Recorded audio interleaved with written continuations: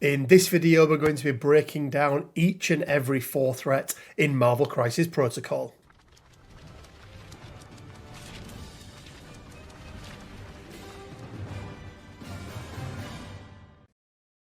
Hey guys, Rich from Richmond Gaming. Hope everyone is doing fantastically well. Welcome to this, the first of our X number of videos covering 4 threats.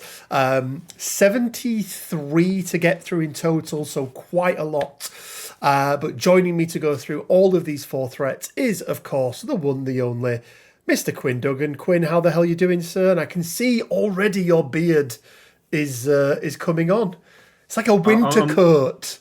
I'm working hard for that Christmas bonus at Richmond Enterprises. It's like a little winter. I hope I get something good this year. Maybe a full packet of Jelly Babies. I don't know. Whoa! Only a full little packet of Jelly Babies. I worked really hard this year, boss. Please, I've got family to feed. Yeah. No call for you. 4 threats, Quinn. Yep. They're a little bit different, aren't they? They're 3 the start threats of the premium, right? Yeah. All of a sudden, a 4 threat has the potential to start being what I refer to as like a big hitter. So somebody in your affiliation or somebody in your roster, that can have a huge impact. Typically on their turns. You know, they're not.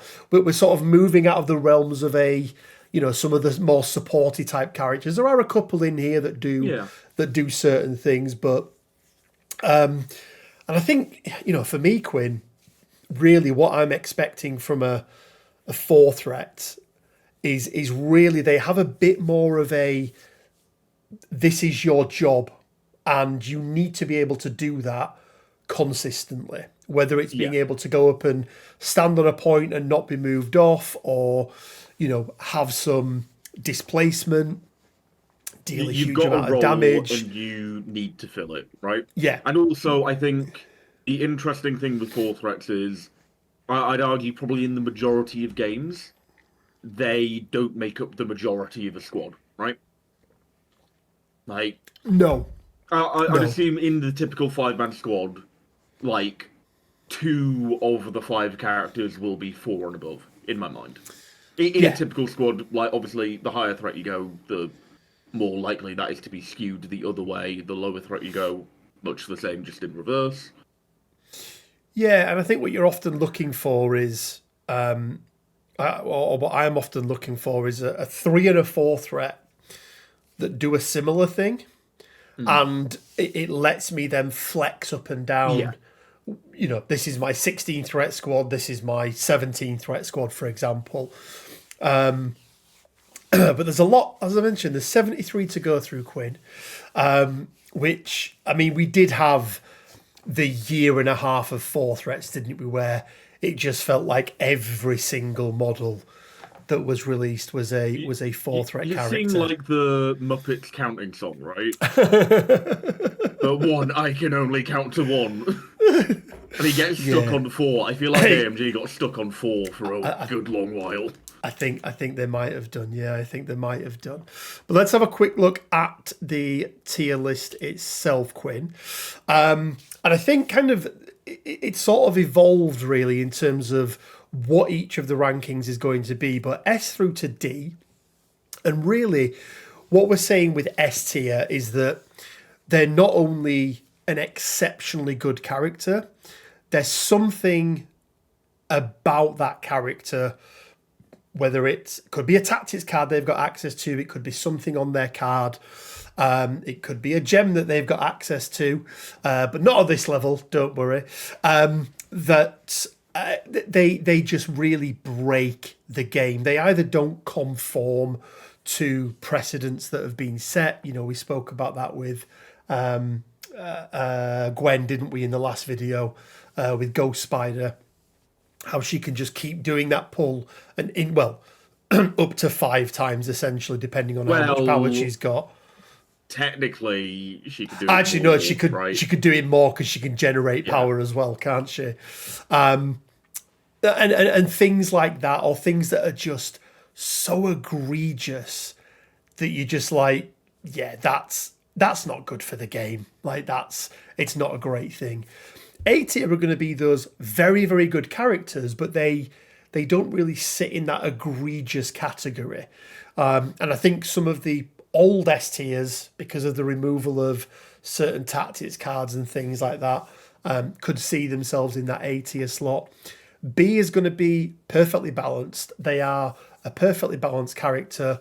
They are in that middle of that bell curve where you want the vast, vast majority of your models to sit. C tier are going to be absolutely fine. You could give them a little tweak and, they'll get bumped up a little bit. Or it might be that they're absolutely fine, but do you know what? There's just other competition out there in affiliation at the same threat level. A character with the same name, which means if you take character X, you can't take character Y in your squad. And then D tier are really going to be those characters that we think really need a change to make them more viable in the game. As we always say, every character is playable. Every character, if you set them up in the absolute, right scenario, can do a job. It's just that there might be somebody who can do it better, so they're a little bit behind. Anything else to add, Quinn, before we get into this? Nothing much, Robert. Okay, Quinn's renamed me Robert. I don't know why. We never really got an explanation. Just a better name, innit? Okay, Quinn, starting out with Mr. Flash Thompson, a.k.a. Agent Venom. 4-2-3, pretty standard for a symbiote. He's, they represent that, sort of sound, kind of sound waves or like sonic attacks, as being like energy. 6 stamina on his front, medium move. I think he's on a medium base as well, so decent amount of movement. Small base. Oh, is he on a small base? Okay, so not decent amount of movement. But I mean, we symbiote get to his card, decent amount of movement. Yeah, symbiote web swing, Project Rebirth, Quinn. So what's nice about Project Rebirth 2.0, remove one special condition, only costs 1 power, and because it isn't an action, you can actually do this before you need to shake stagger. Effectively meaning that, he's not immune to stagger, but he's more than likely always going to be in a position where he can just get rid of it, which is... It's also very nice that it isn't limited once per turn, right? So it's not limited to once per turn. 3 or 4 conditions, 4 power, bam, problem gone. Yeah. All-star quarterback, enemy character, and terrain throw. Costs 3, it's size 3, but it is only range 2, and it is only a short throw, so... It feels like one of those values is off for its cost, right? Yeah, it feels like it needs to be range 3 with a short, or range 2 with a medium. But maybe because he gets to do both, terrain feature or enemy character... That's kind of the balancing thing. But... I mean, I kind of see both as the standard, and anything that deviates to be a lesser form of throw, personally. Yeah, well, I agree. And as you'll see in this list, Quinn, 3 power for that. There are other characters with better throws that cost less. But, it's in the whole entirety of the card, isn't it? Symbiote Instincts, so can't modify defense dice.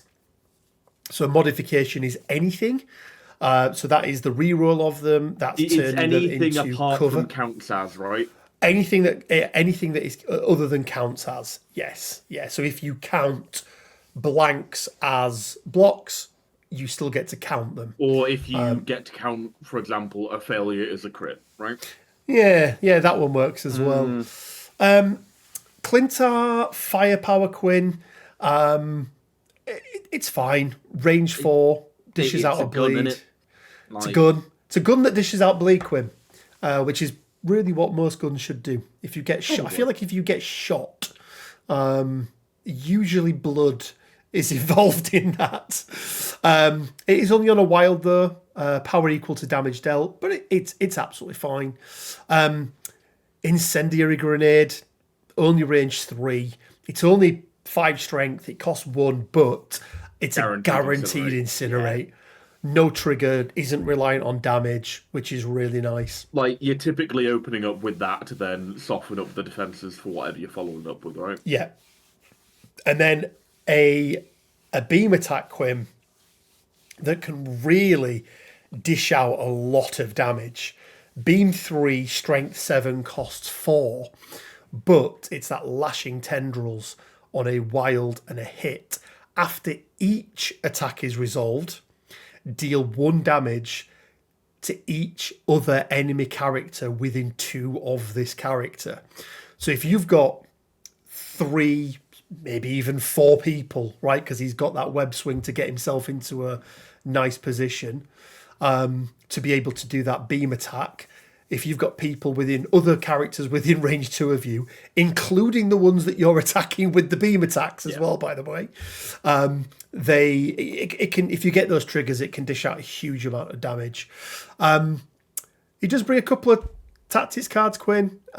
He's got cleanup with himself and any Peter Parker, where they swap. They don't swap. They both gain access. Venom gains Spider Sense. Peter Parker gains Symbiote Instincts. It's okay. Yeah. And then a card that I've tried to use many times, Quinn, for an assignment. Not a fan of it, if I'm being brutally honest with you. It can do okay work, but I just don't think it's particularly good. I think it can do some like interesting stuff. It's just because you're paying 2 power per, like you've got a bit of control over it. You know which ones you want to, but equally it requires a lot of positioning. I know you can get some movement off the back of it, but still, there's a lot of foresight and planning that needs to go into it that isn't necessarily replicable every game, right? Yeah, so you have to spend the power. Well, you choose which ones you want to spend the power on. You then spend up to 10, so you can only do 5 of the 6. No, is there 5? 1, 2, 3, 4. Oh, there is 5. Yeah, there is 5. So you have all those models on the board at once? No, that was why it couldn't work. I remember now. I think it's 21 threat or 22 threat. Right. Okay. When they're added up. But you basically he's basically stealing things that other characters have in and around him, isn't he? Yeah, like it's fine, but I had it in my Guardians roster for a long time and never really used it. Also, it's 19 threat, not 21. Is it? Yeah. Gamora's 4, Groot's 7. Groot's 7? No, I'm adding them up. So 7. So then you're at 11, 14, 15, 16, 17, 18. Oh yeah, 19 threat. I thought there was a reason you couldn't do them all, but maybe you can. But either way, still doesn't make it a good card. No, it doesn't make it particularly good, no. So yeah, starting out with Agent Venom then, Quinn, what are your thoughts? You know, he's got some good things. He's got his weaknesses. He's okay. I think he's overshadowed by a lot of stuff on this list. Oh, absolutely. I think in his given affiliations as well. So he's Guardians, he's Shield, and he's Web Warriors. Web Warriors doesn't really have a great place for him. I don't think he has a place in Guardians either. No. Again, I took him a lot and never found him. Shield's probably his best home, but then Shield has so many good 4 threats. So many good 4 threats. But I still think he's fine. Like, there's nothing. I think he also has an issue that most of the other symbiotes don't, which is he has no incentive to not attack him with that low energy defense, right? Like, Venom has the counterattack. Venom can heal off the back of an attack. Carnage can just rip and tear, like. Yeah. I think he's fine. Like, he probably goes into that. Are we starting out with a C? I think we might be starting out with a C. I think, like, if his throw was a little bit better, he'd eke his way into the bottom of B. I think. I think if his throw was 2, like cost 2, or was Yeah. either medium or range 3, then he would probably get up a little bit higher. Don't get me wrong, I've had Agent Venom do some great work for me, but I just think when you're looking at 4 threats, the affiliations that he's in, it's not that there's anything necessarily that wrong with him. He's just a little bit behind the curve, isn't he, in terms of what else is out there. So, And I yes. think also this will likely be a harsher tier list than the 3-threat one. Oh, 100%. Because of the opportunity cost with regard to a 4-threat character compared to a 3-threat. Yeah. And I think even more importantly, you're looking for 4 threats that also bring some good tactics cards with them as well. You're getting in, when you hit 4 threats, I feel like you're getting into the realms of, okay, there are game defining cards now that can come into play rather than kind of what you get with the 3 threats. And Sequin is for Catch, because that's what he did in football. I understand sport. Go team. I actually do understand sport. Not that sport though. Okay, Quinn. Well, for a start, it's called football and they barely use their feet. Well, it's called American football. Anyway, let's not alienate 50% of our audience, shall we? Tilda Swinton's version of the Ancient One, aka the Ancient One. Interesting character, obviously very mystic heavy Quinn. Again, 6 stamina, small base, medium move, size 2, 2, 3, 5. Like it's what we expect from A wizardy convocation type characters. I will say, very nice mini. Oh, beautiful mini. And I think I say this every time we do the video. The best one I've ever seen is somebody has taken a Dremel and cut the things up. If I can find it, I will put an image of it and try and credit. Spare bases, so it curved up, and then she stood sideways on the base, didn't she? They did the Inception thing. I mean, the Doctor Strange thing. That was definitely not stolen from Inception. Shards of Seraphim, it's fine. Yeah. Like it's absolutely fine. I mean, it's better than fine, I'd say. Like it is better than your average strike by quite. Yeah, and the fact it's Mystic. Mystic with a pierce goes a long way, I think. Yeah, because a lot of the counters blanks are generally on energy, and not always, but generally on energy. And, it's rare physical. That you get it on Mystic. Yeah. Yeah. Fangs of Faralar. Dishes out poison if it deals damage. It's just a way of being able to generate a power at range. It's one of your favourites. It's an alternate builder. I do like an alternate builder, Quinn. I'd like it to be a little bit better than this, though, on a 4 threat, I think. You'd want another range on it, right? Why it can't be a 4/4 is beyond me. And then last we've got Astral Strike, so up close and personal. We've seen this one before, so your opponent doesn't add in crits, nor do they get to explode their crits. If it deals damage, they get staggered. It's range 2, strength 8, costs 4.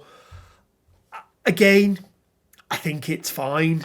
Like, it's not the thing that's making it that little bit better than some of the 3-threat attacks that we saw, Quinn, that were very similar, is it's got the stagger on the back end of it, and it is Mystic over something else, which generally is better. It's still situational, because obviously if you're attacking a high Mystic character, then it's not going to be as good, but generally will be better. Mists of Hoggoth, range 2 place, cost 2. Perfectly fine. Like, absolute standard for what you expect. Winds of Watum costs 3. When you're targeted by an attack, you get to push the attacking character towards his character short.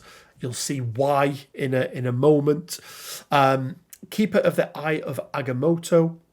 So when you are not quite as good as Doctor Strange, but reroll up to 2 of its defense or dodge dice and gains an extra power, which is quite nice.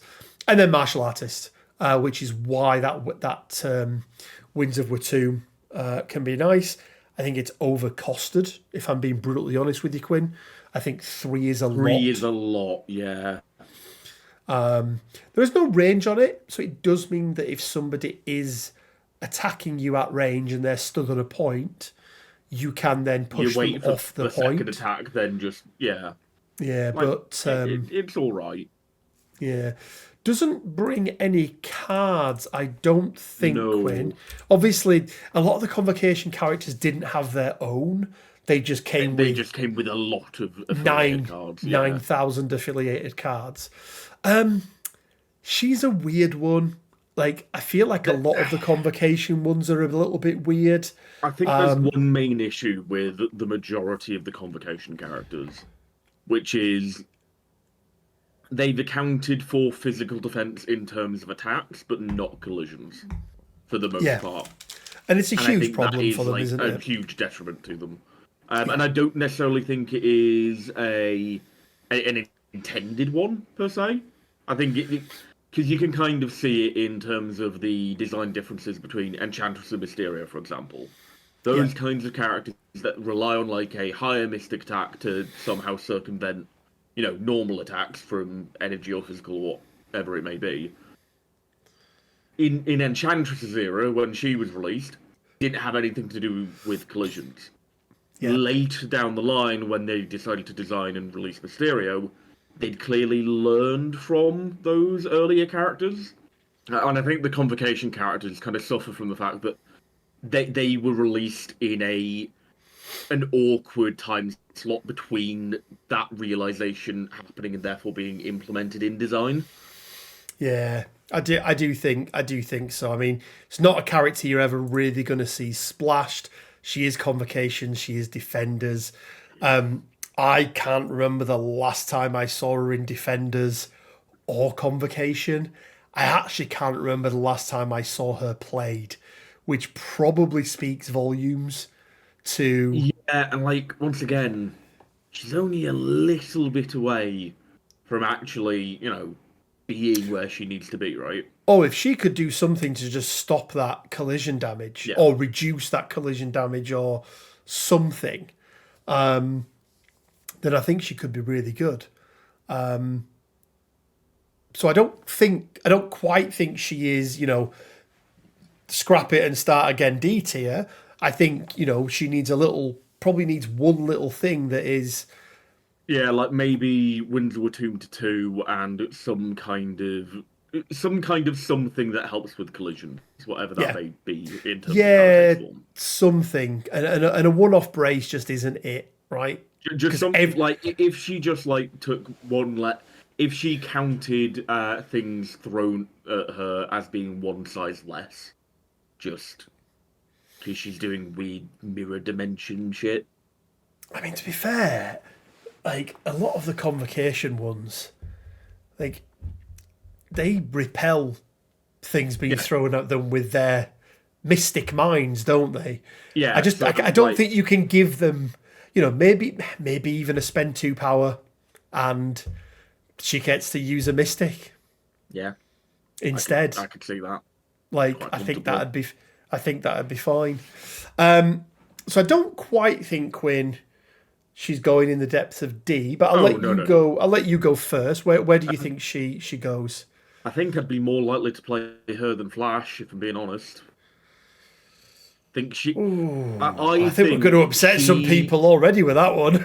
She fills a niche better than Flash does.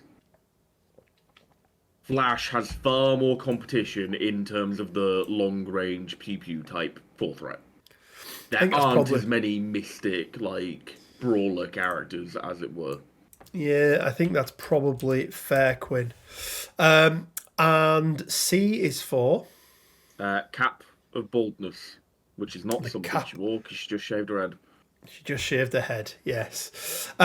Warren Worthington III, Archangel. This is our second Warren Worthington, Quinn. It's our third one. A third one, yeah. There, mate. Only 5 stamina on his front, 6 on his back, which is rough. Very rough, actually, for a for a 4 threat. Yeah, below the curve in terms of stamina, at the very least. Yeah, and I do think when we were talking about 3 threats being 3s across the board, 5/5 is the baseline. It becomes a little bit different with 4 I'd threats, doesn't it? Because you need at least one defense at 4, the others at 3, and then 6/6 is like the baseline, I think. yeah, unless you've got something that if you've got offsets shenanigans, that, then sure, but like that's all case by case, isn't it? Yeah. So obviously Archangel, I think he's only. Oh no, he's also X-Force. I did not know that. Oh. So Servants of Apocalypse and X-Force, as we mentioned, very, very new character. He is Death, he is Pestilence. I've played quite a few games with him, Quinn. I think he's not bad. Avatar of Death, he can Not dish bad out. and good aren't the same thing, though, are they? No, they're absolutely As I not. often say. Avatar of Death is quite nice, activating a character. Razor Wing Strike is fine. Again, he has the Beast. Let's just refer to it as the Beast problem, where he has a trigger that makes you place within 1. But you never know if you're going to get it. Yeah. Charge, which is fine. It can boost his dice on energy and physical. Chosen of Apocalypse is essentially not Warrior of Legend. It's Gamora's basically turn dice to hits for every wild that you've got in the attack roll. So damage is higher up. Medium base, medium move. It's just not very impressive, is he? I don't even think he's the best Death or Pestilence, if I'm being brutally honest. He's definitely not. The options in Servants of Apocalypse are very broad and very good for the most part. Yeah. And I just don't know where he fits, really. Especially with that 5/6 stat line. Like, it's rough. Yeah. He's really awkward because he's got a charge which is pretty good. He's medium base, medium move. He's higher average defense than most 4s, but equally his only defensive tech is in the form of a dice boost, which is I'd argue a dice boost is probably the worst form of defensive tech because it is the least reliable form of defensive tech. And it's also the one that a lot of other defensive tech is innate. And this requires you to spend 2 power, which is rough. Yeah, so it's actively draining resources, and there's no guarantee regarding those dice and what they actually end up as. Yeah. Chosen of Apocalypse is okay. It's not as good as Gamora because Gamora simply rolls more dice. She does. She's rolling 6 dice, and she only rolls 6 dice on both attacks, but her spender is a guaranteed as long as you've got somebody in range. Yeah, it's a double tap, and also, do both have Pierce or just one? No, just the Spender? Just the spender has Pierce. Yeah, but the other one does bleed. The other one does bleed, so. But she can also bleed as well, right? If it does damage, it's a guarantee. I think it's just a guaranteed bleed. Okay. I think so. We'll get to it in a little bit, Quinn. Spoiler alert.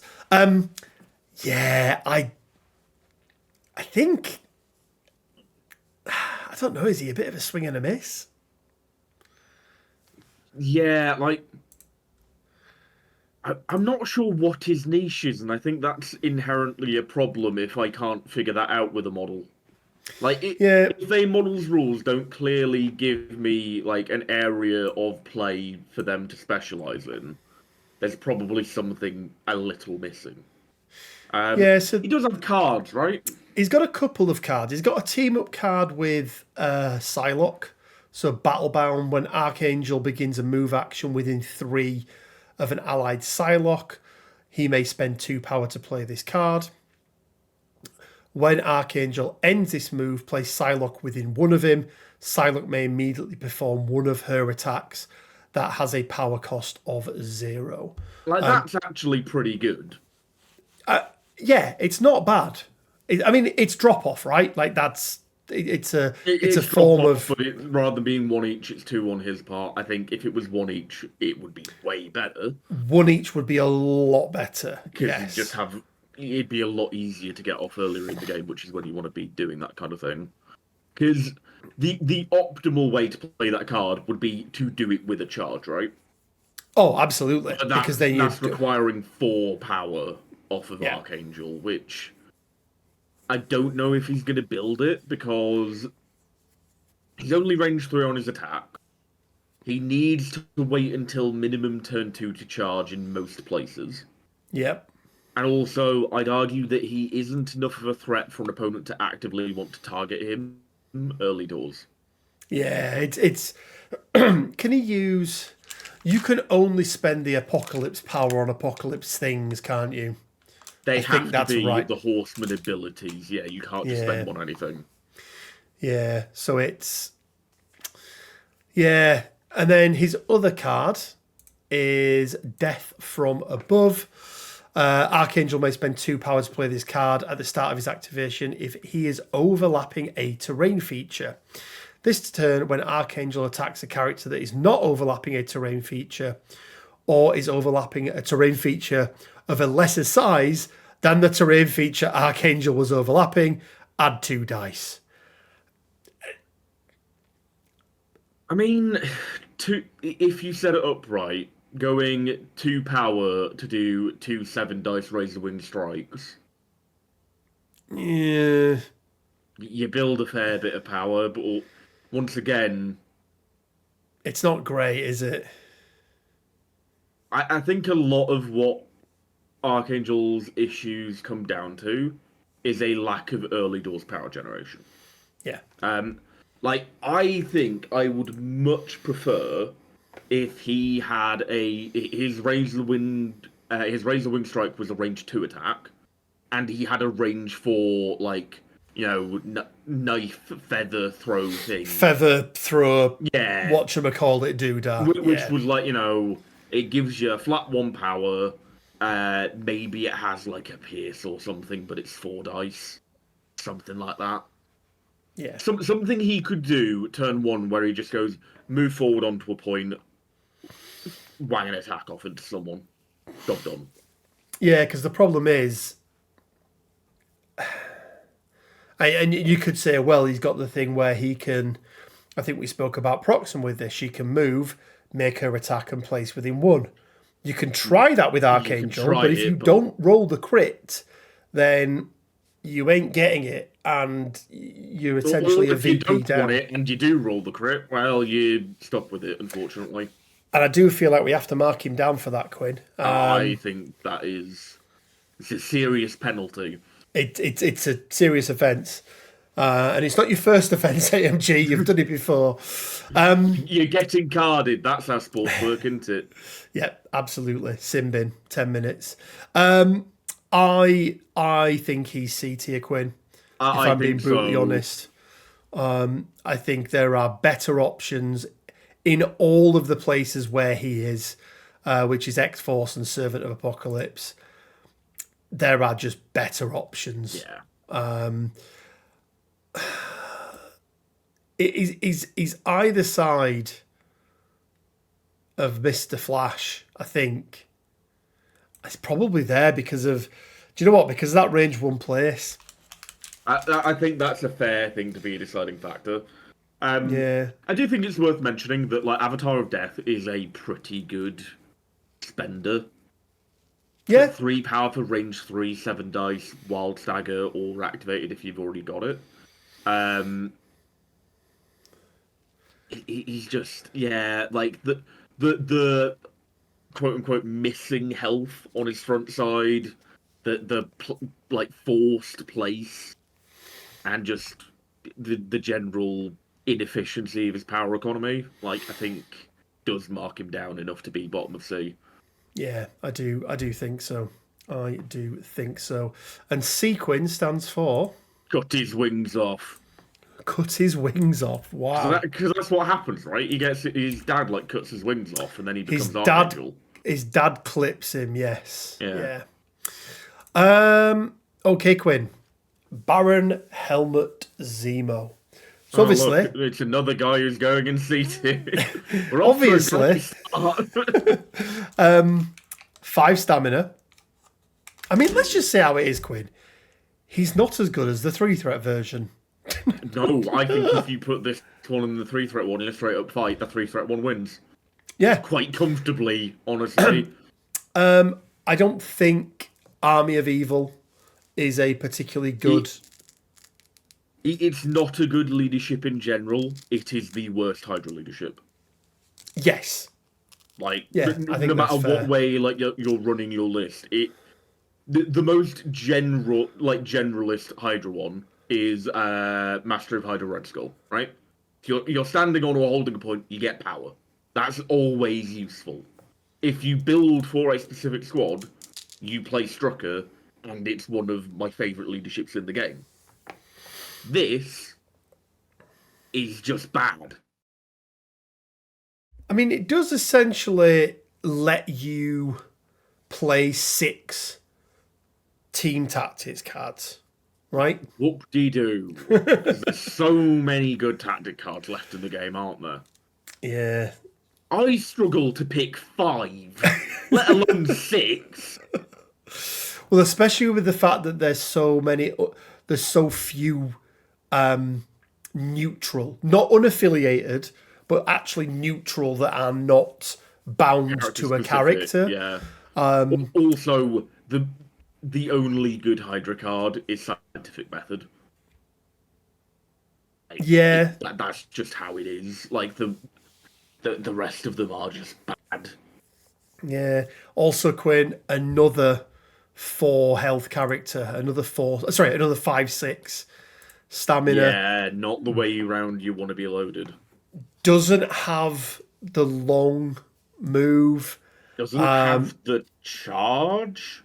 Doesn't have a charge. Has a charge, but only if he's not holding anything, which is rough. Yeah. Yeah. Why quick step is... Yeah. It's... If quick step cost 1, there'd be some legs there, because you could do it turn 1. Yeah. And, I think it'd be reasonable, because it's a medium move, and you can't have tokens, right? Yeah, I think that's fair. That feels fine. And then, I like his pistol. His pistol's quite interesting, actually. Yeah, it's pretty fun. The fact that you can stagger someone off the back of a 0 cost. Now, it doesn't generate power. Yeah, which is a bit disappointing, but yeah. You know, you can slow stun and stagger someone off a single attack, which is nice. Coup de Grace is a very, very underwhelming... it is very bad Master Swordsman, and it cost 1 more. If you take everything in between the first and second comma out of that attack, it reads like a subpar attack anyway. Yeah. It's straight up worse than Steel Rush. Oh, absolutely. Steel Rush, not Master Swordsman, is the one I was meaning. Yeah. You pay 1 power more for an extra dice, and you move a shorter distance, and it's conditional on you killing the target. Yeah. It does have that stacking ability, so Sword Strike, which I would argue is... Sword Strike has a much better chance of getting the trigger and doing damage. Yeah. 5 dice rerolls with a Pierce feels much better than paying 3 power for 7 dice. Yeah. But if he's made an attack, he does get to add 2 dice. But again, we see other 4 threats that just do that better. It's like the second time you make an attack. Exactly. Yeah. And then obviously Strategic Genius, which we've seen before. If you're a Baron, actually they don't all have them, do they? Because more do exist. Yeah.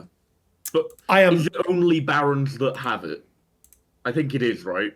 Namor has something similar, but it's not called... different ability, therefore they stack, right? Yeah, Yeah, they do stack. They do stack. It's called Charismatic Leader or something, I want to say. Something like that, yeah. Iron Baron, after all, we already spoke about how good that card is, and then he's also a High Council, but we've already spoke about both of those. I do not like this character, Quinn. I think he's... if he at least had like a genuinely interesting leadership, there would be at least something you could discuss about him. But in basically every way that matters, he's worse than Zemo 1, who is a threat less. Which is just very damning evidence. And I also think, even if like you toned down Zemo 1, and like, you know, made him the medium move and did whatever else we suggested, I still think Zemo 1's better. Yeah, as long as they don't knock him down too far, but yeah. He might be D tier. I think he could be, you know. I think if his name wasn't Helmut Zemo, he'd be in C. Yeah. Right. Yeah. Why I think I'd rather Heinrich. I'd rather play a threat down and have Zemo 1. Yeah. Yeah. Wow. But I think if he had been Heinrich instead of Helmut, he would have been in C. He would have been in C. Yeah, he would have been in C. And our first entry into D, Quinn, and it is for... Disaster. Yeah.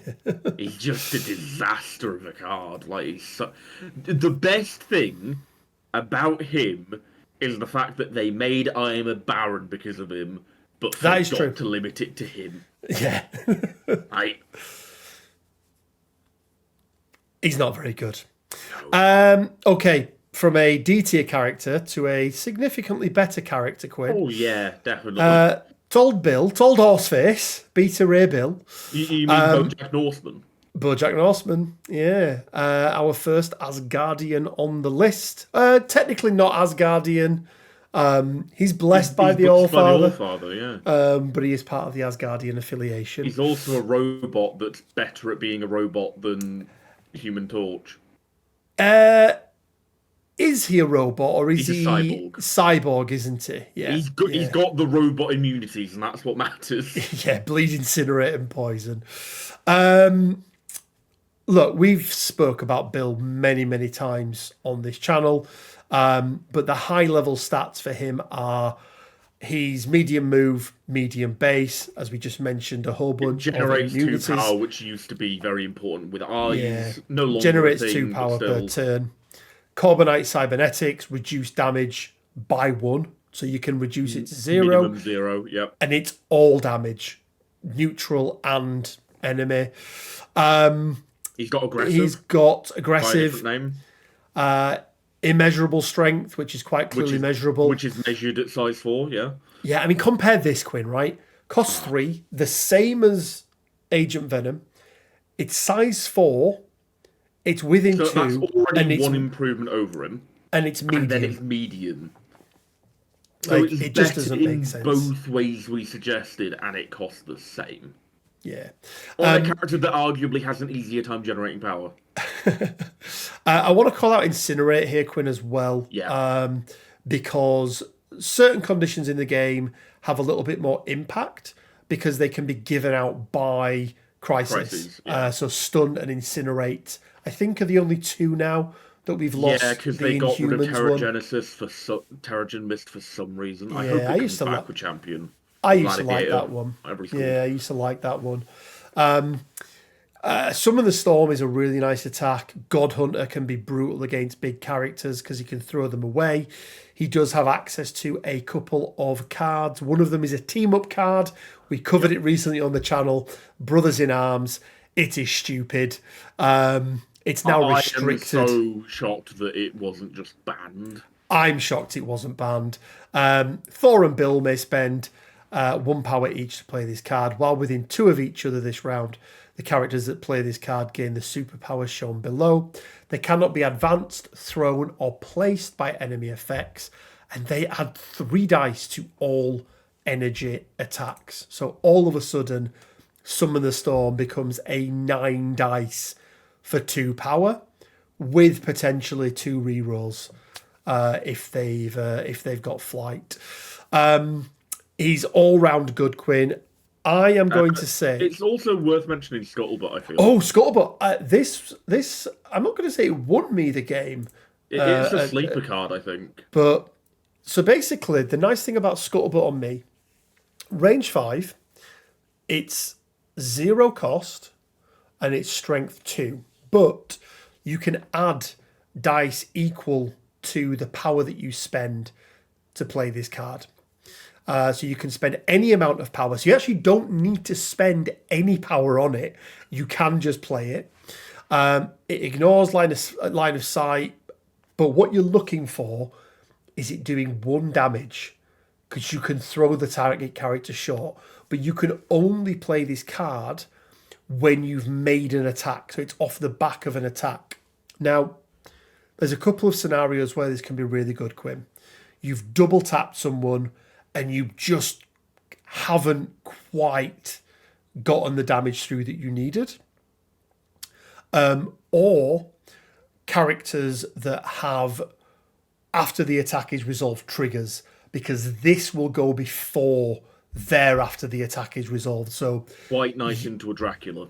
You hit a Dracula, Dracula, for example, and you get to throw him once with, your first attack, and then you can throw him again with this. So even if he's going to be even if he's going to have Warpath or something like that, he's going to be out of range to do any of the reactive type stuff.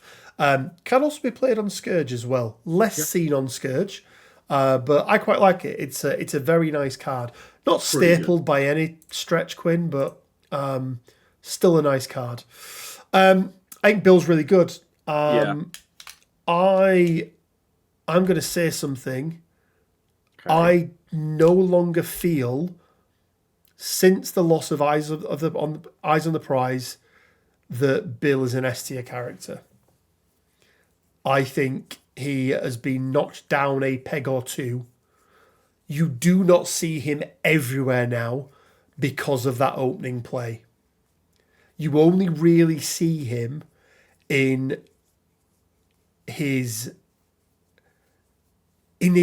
given affiliations, or in the unaffiliated affiliations, right? Because he can still do well in there as well. I would argue that Bill himself is not S tier, but the one that gives out Worthy Brothers in Arms is a stupid card that shouldn't exist and is S tier. However, my hope is that card gets dealt with properly in the future, and therefore I would rather make a rating with a caveat that is hopefully more likely to be evergreen, right? So therefore, I'm happy to say he's A, because he in and of himself is okay. Yeah. It's just that card it needs to go away forever. Yeah, it's stupid. That 15 threat Asgard. It's horrific. BLT, as it's known, Bill, Loki, and Thor. Being able to play that card is just really bad. Now, they do have a couple of things going against them now because of that. That is restricted. One of the... It doesn't matter. No, I suppose. They don't care that it's restricted. They just don't. But I think I don't know if anyone will displace him at the top of A, because he's very good. Yeah. But I do think with Eyes on the Prize going, he into himself isn't egregious, and to take that card does need it's a big opportunity cost. Well, it's not really, because they're affiliated characters with each other. If you're playing Asgard, you're playing them, basically. That's the way that it is. And Aquin is for... Allfather's second favourite horse. He is... Sleipnir is his favourite horse. I don't think he actually cares about Sleipnir. I just think he enjoys the story of how Sleipnir came to be. Is this the one? It's Loki, right? It's the son of Loki. Loki is Sleipnir's mum. Yeah. Loki is somehow Sleipnir's mum. Yes. I mean, I can go into the details of how, but we're going to keep this somewhat family friendly. Absolutely. Okay, Quinn, one of the newer mutants now. Not a new mutant, but a newer mutant. Lucas Bishop, aka Bishop. And I'm going to say it off the bat, Quinn. Watching the show as a kid, Bishop. I loved X-Men, the original X-Men series. But it got really good for me when they started with all the time travel stuff. The Days of Future Past, Cable, Bishop, Forge was in there. They're the ones that I really liked. So Bishop, 3-4-3. So, you might think, well, he's a little bit lackluster on some of those defenses. He is X-Force and he is X-Men as well. But let's just get into his mutant energy absorption first, Quinn. Because it's the crux of the character, right? Just makes him so much tankier, right? It's a reverse Pierce, basically. We've seen it on Doctor Strange, Sorcerer Supreme, but I think that only works on certain types. I want to say this is the only character that works on all defense types, because I think so. Captain Marvel is either only energy in the 4-threat version or energy mystic in 5-threat. It could be, yeah. But he, like you say, he's across the board. It's reverse Pierce, but he also gains a power for each die he changes. Yeah. So basically, for every wild he rolls, just like a Pierce works, where you modify your opponent's dice, he gets to modify the attack dice. Now, timing is important here. If he has one wild in his roll, and your opponent has Pierce and has one wild in their roll, they can pierce your wild before you get the chance to be able to do it. But the difference here is, whereas Pierce, I think, Quinn, I want to keep me honest here, I don't think there's a character that can do multiple pierces in the game. I think it is limited to one. This will work. I think if they'd written... what's his name? Not Red Guardian. Omega Red's spender properly, he would have, but he can't. Yeah, probably more of a faux pas on their side. But he can, for every wild you have, you get to reverse pierce one of your opponent's dice. And things like, we just spoke about Agent Venom, where you can't modify your own dice. You still get to do this because you're not modifying your dice. You're modifying the attacker's dice. He has a little thing, Overload. If he's got more than 8 power, he suffers a damage. You're probably never going to be in that situation with him unless he's being dazed. Because he's got. Or you somehow end up in a really unfortunate position where you're alive on 1 health, healthy, and you somehow manage to have 8 power before natural power gain in the power phase, which is important to note. Because it is at the start. Yeah, you absolutely. Go from 8 going to 9, effectively. Yeah. His throw's pretty good, isn't it? Yeah, it's another one, isn't it? It's identical to Bill's. Yeah. It costs 3. 4-2 medium. Terrain or character. That is by far and away the pinnacle of a 4-threat throw. Oh, absolutely. 4-threat superpower throw, that you don't get better than this. Yeah, absolutely. Ecstasy Blaster is really good. Don't be fooled by the range 4. You really want to get within range 3 with this guy. It's quite similar to Cable, right? Yeah. Very similar. He doesn't get the rerolls. He just gets to dish out a guaranteed incinerate, which is really nice. And then Return with Interest. It's an area 2, 7 strength, 5 cost. But you get to choose what type of attack it is. Now, again, worth pointing out, just because he actually brings quite a few different mechanics with him, doesn't he? He's got a lot of things that are going on. You have to choose one of them, and then every attack you make is going to be that attack type. You can spend up to 3 power and increase each of the attacks by 1 dice for each power spent. which is really nice because all of a sudden if you need to dump that power, you can do a Or 10 dice. offload 8 power into 10 dice area too. Yes, please. Yeah, not bad. And then Extreme Force, where you get to push them away short if you roll a wild, and they're going to get the slow special condition as well. Another immune to Incinerate, but this guy's also immune to Stun as well, which is the other crisis card in Mayor Fisk. Demons Downtown is Incinerate. Mayor Fisk is going to dish out Stun. And then Poison as well, which is just a nice little extra. He's really good, Quinn. He is, like... He's by far and away my favourite of, like, the last couple waves of mutant releases. And that's saying something, given that Kitty was in there. Yeah, fair.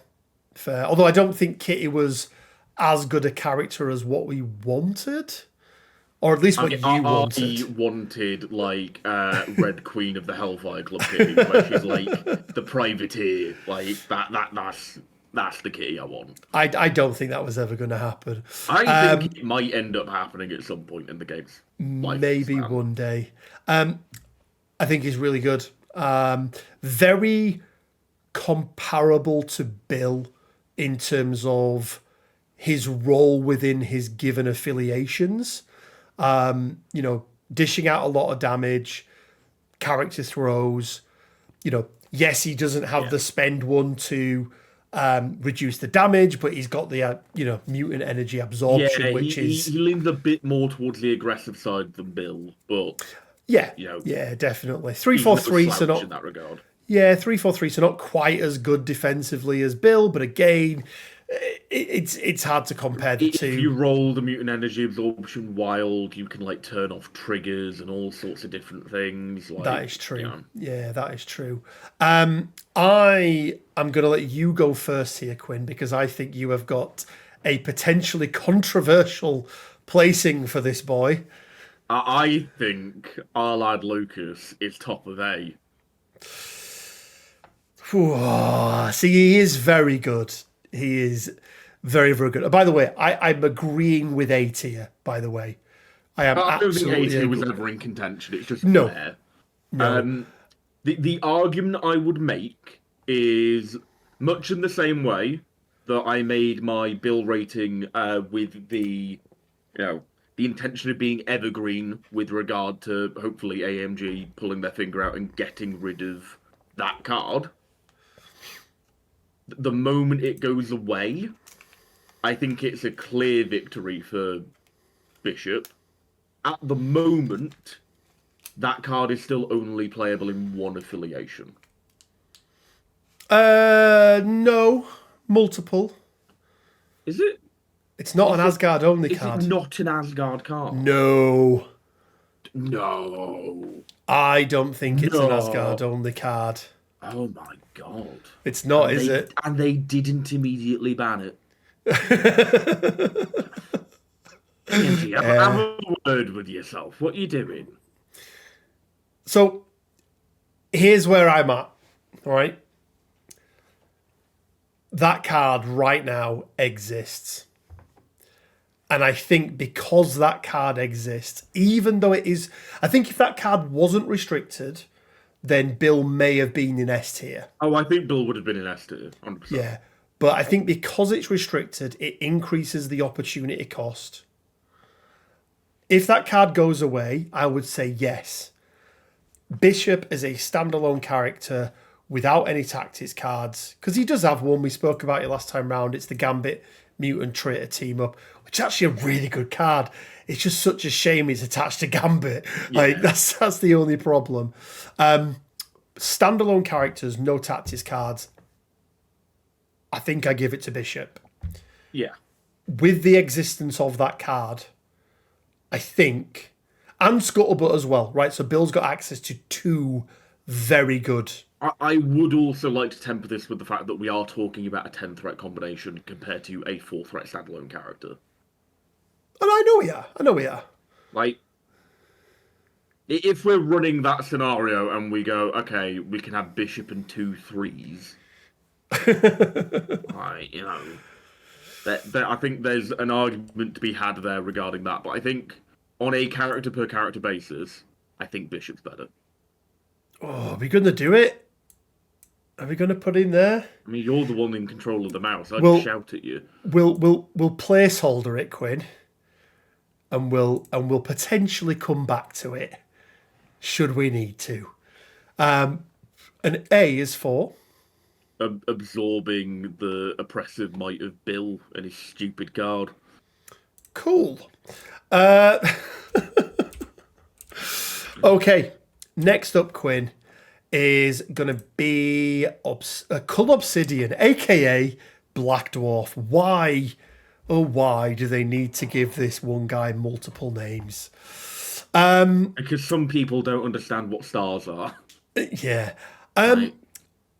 I'm going to go off the bat here, Quinn, and say this guy doesn't see a lot of play. You never see him splashed. He rarely appears in his given affiliation, which I think is just purely Black Order. I think he's fine. I think there is a single word on his card holding him back. A single word holding him back. Single word. Oh, it's action. It's enforced. If that did not have action, he would be pretty damn good. Yeah. So let's run through him. So he's going to be on a large base. He's only a short move, but again, he's on that large base. Size 4, 6 stamina on his front. I want to say he goes up to 8. Yeah, up to 8 on his back. 4-3-3 across the board. Axe Strike, range 2, 6 dice. Like, pretty darn good. Yeah. Brutal End. It's going to dish out a stagger, range 3, costs 4, with 8 strength. I feel like that could have so easily had a throw on it for that. Like, Groot's cost. I think I would have liked range 1 place on it. Or a range 1 place. It's just him jumping into the air and bringing the axe down. Because again, I look at it and go, Groot costs 1 more, has a guaranteed stagger, and a guaranteed unlimited throw at the back end of it. Brutal. Black Fury Quinn, really good throw. Terrain, enemy character, size 4, 2, medium. Like we said, it's the pinnacle of a 4-threat character throw, right? Yeah, it's real good. But yeah, let's get on to his problem. Enforced Oblivion. Costs 2. It's an action. You make a move action and then add 2 dice to your attack roll. It's so bad. It's real bad. It's really, really bad. Because, like, if we think of it just from, like, a power perspective, let's ignore the damage for a moment. You're spending an action to move either way, whether you do this ability or you move, right? Because the only time you're doing this ability is if you need to move into range of a target. Yep. You're paying 2 power for 2 extra dice.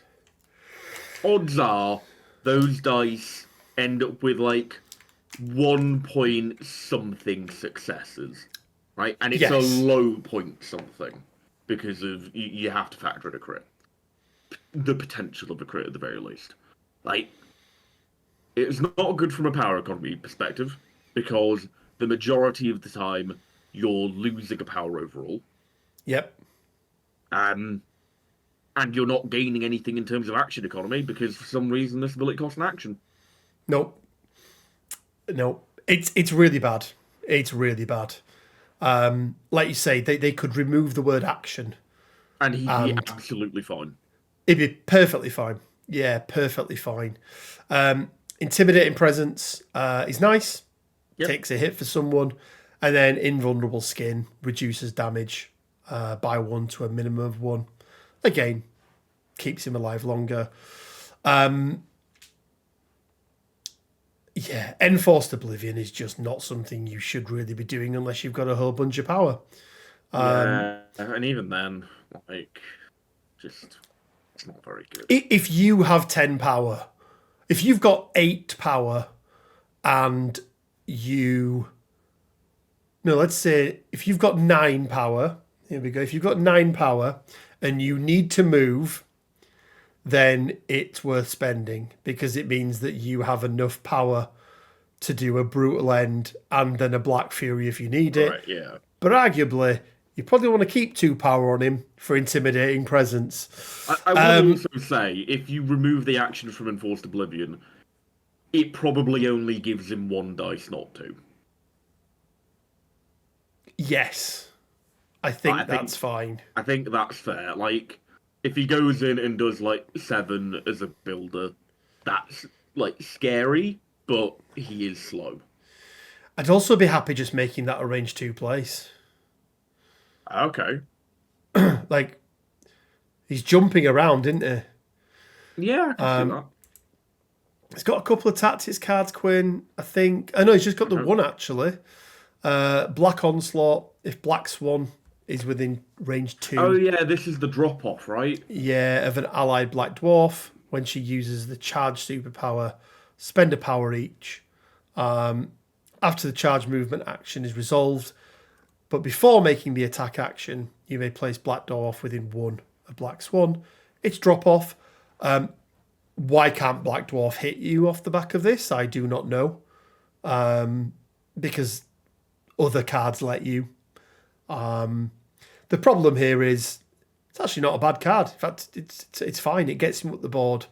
But it's on 2 reasonably below mediocre characters in an affiliation where you really don't see them play because it is a Black Order only card. Yeah. So, Rough. yeah. Is he bad enough to be D2? I don't think he is.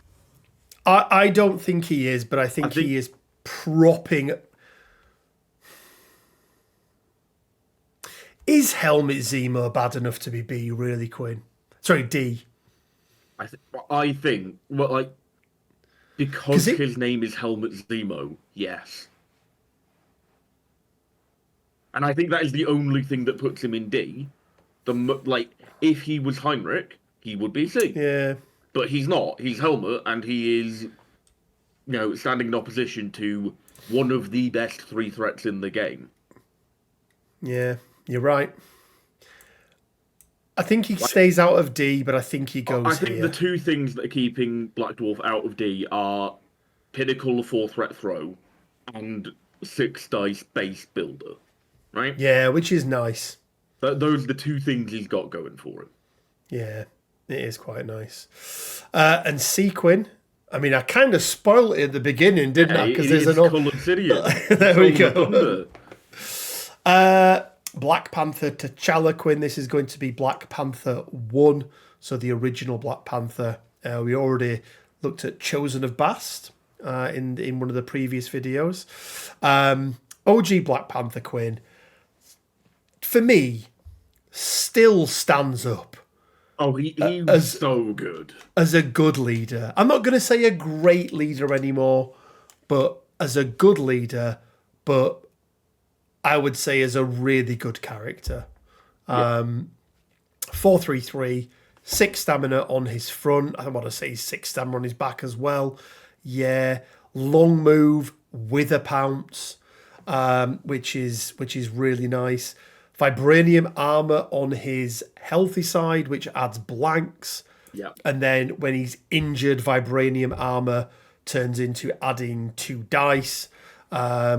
Only energy or physical, so he is susceptible to Mystic. King of Wakanda, let's talk about his leadership. When an allied character is attacking, defending, or dodging during the modified dice step, it may spend 1 power. If it does, reroll the dice. Like, it's so good they copied it for Iron Man. It's so good they copied it. They copied a version of it for 90% of the affiliations. It's really good, really solid. His strike, it's got a guaranteed push on there, which is really good. Kinetic burst again has got a lot of pushes on there. Weirdly, he'd be really good under King T'Challa, but you can't play, which is why I think that should have been T'Chaka. I don't I really I think Chosen of Bast should have been T'Chaka because it just fits more with the whole vibe of the model, I yeah, think. maybe. Um, does he have? He's got a couple of cards, I think. He's got the Yeah, I think vibranium shielding that he can there's like a use. generic T'Challa card, I want to say. Oh, is there a generic to Oh, it's the attack one, right? Bast's There's Blessing. two. Bast Blessing and also Wisdom of the Ancestors. Okay, he's got a I couple of think cards he also can pick it's from. important to actually know because a superpower you missed on there, which is Mantle. Mantle is Oh, incredible. Mantle is really good. Yes. Spend 2 power, and you can reroll any number of attack dice, but for this turn. Now, Yeah, so not just one attack for all of your attacks that turn. yeah. Which is potentially 3 in Wakanda. I was just going to say, including Wakanda Forever. Is it called Wakanda Forever? Yeah. Yeah, it's called Wakanda Forever, isn't it? Really solid Quinn. I think you see him less in Wakanda at the moment because there's the new shiny stuff. I get that. He's great under Steve. He's a great Avenger. He's been he is one of my most used 4-threat Avengers, I think. Yeah, he's Probably really, is my really most good. used 4-threat Avenger just behind Steve, I think. Yeah, yeah. Like one power mantle is just chef's kiss. But he now does suffer from the same thing as other characters in that Does he suffer from it though? 5-threat King T'Challa is very good. Very good. But only in Wakanda, I would argue. Yeah, absolutely. I have never seen 5-threat T'Challa splashed.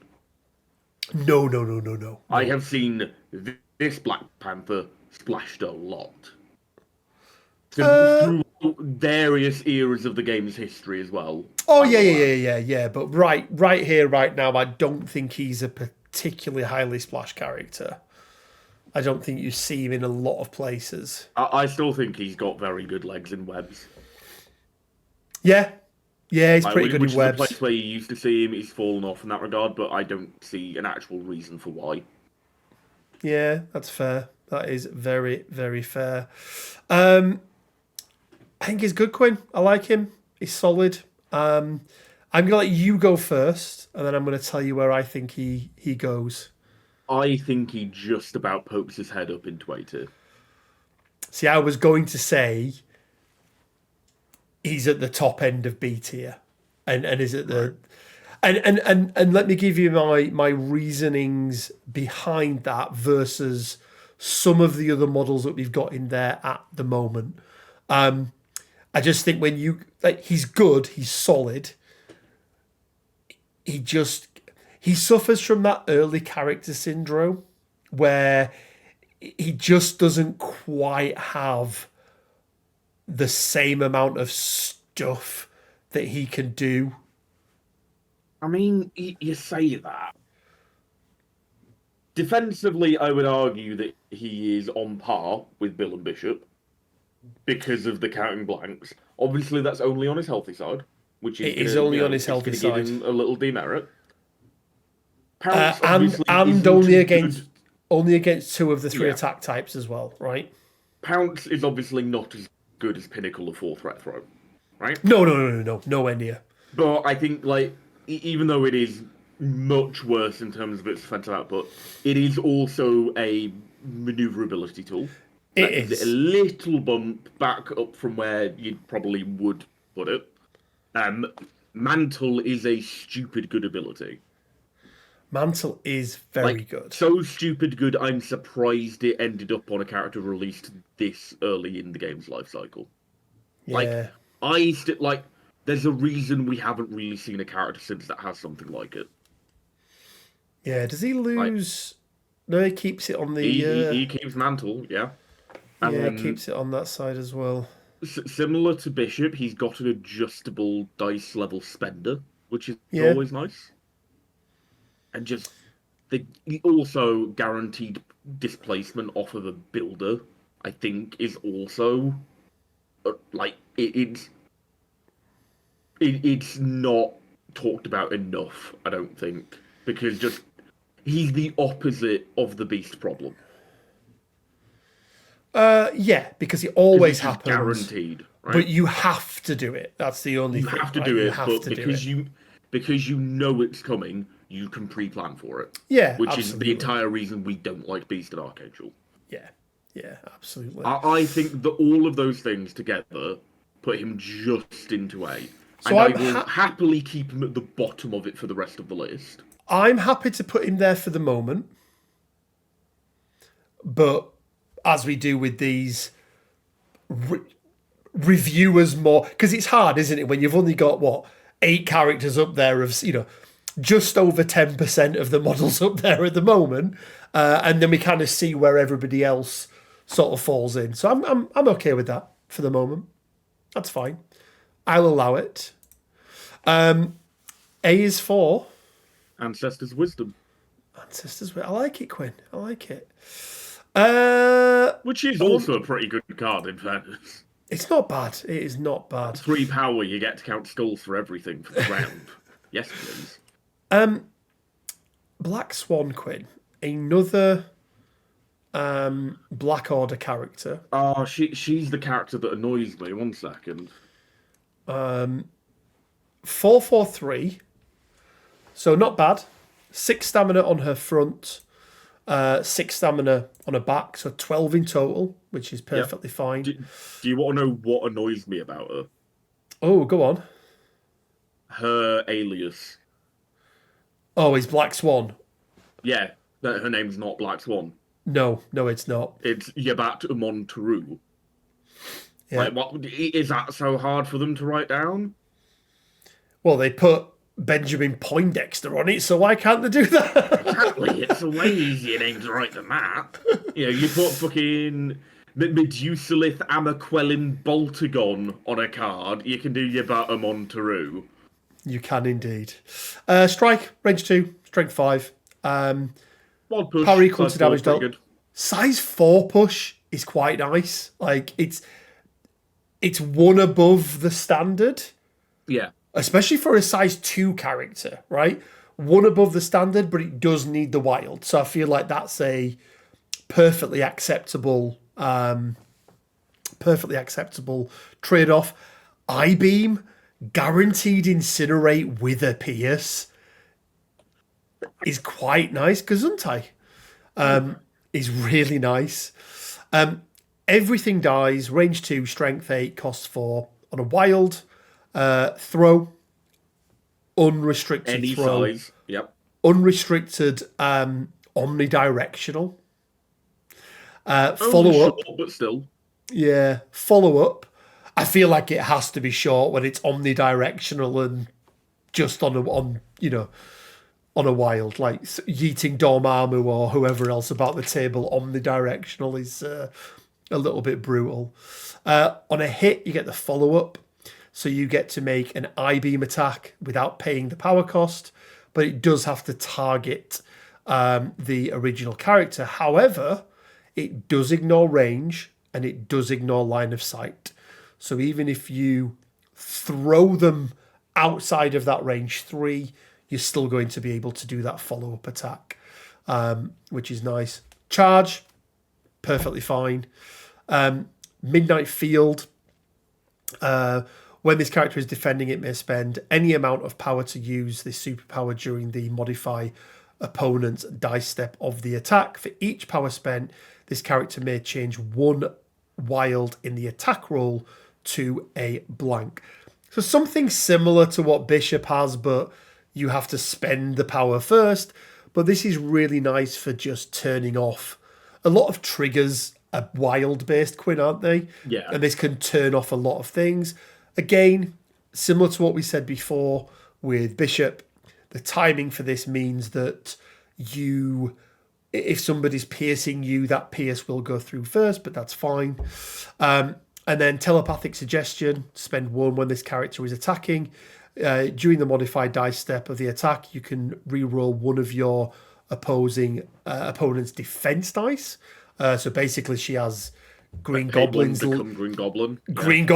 leadership on tap. She has flight, and she's also the power gem bearer, Quinn. Now, one of probably the only people that uses a gem. this is reality. Yeah, this is 4-threat version, so we're looking at her without the power gem. But I think what we're going to do with the gems this time round is we're not going to review every character that has a gem. Star-Lord's not in this list, for example, because don't play him. He's D tier with a gem, right?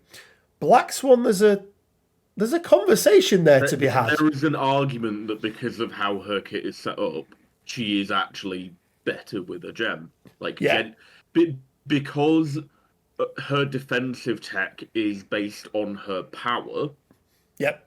That in turn makes it so that the gem does make her tankier with regard to, being comparable to a 5-threat in some instances. And also, let's not forget that a turn 1 charge. Turn 1 charge I-beam with an I-beam is not to be sniffed at either, is it? Yeah. I like Black Swan. Actually, but she just doesn't have a place. Yeah. She just doesn't have a place in Black Order. Really, because when you're playing Black Order is usually Thanos with space and mind. Let's be reality honest, Black Order Corvus isn't an affiliation. It's 3 characters. Yeah, it's 16 threat, and then you can play it at 18 and take a Nebula. Or a Rocket. 19 with a Zemo. Or 19 with a Zemo. Or 20 with a Voodoo. Or, probably not a Voodoo anymore, but whoever you want. Bill. A Bill or a Bishop. Yeah. For even. But, maybe in this new world, I mean, she'd be pretty good in Hellfire Club, to be honest with you. But we're ranking her as a 4-threat Quinn, not with the power gem, so not turning on all those extra things.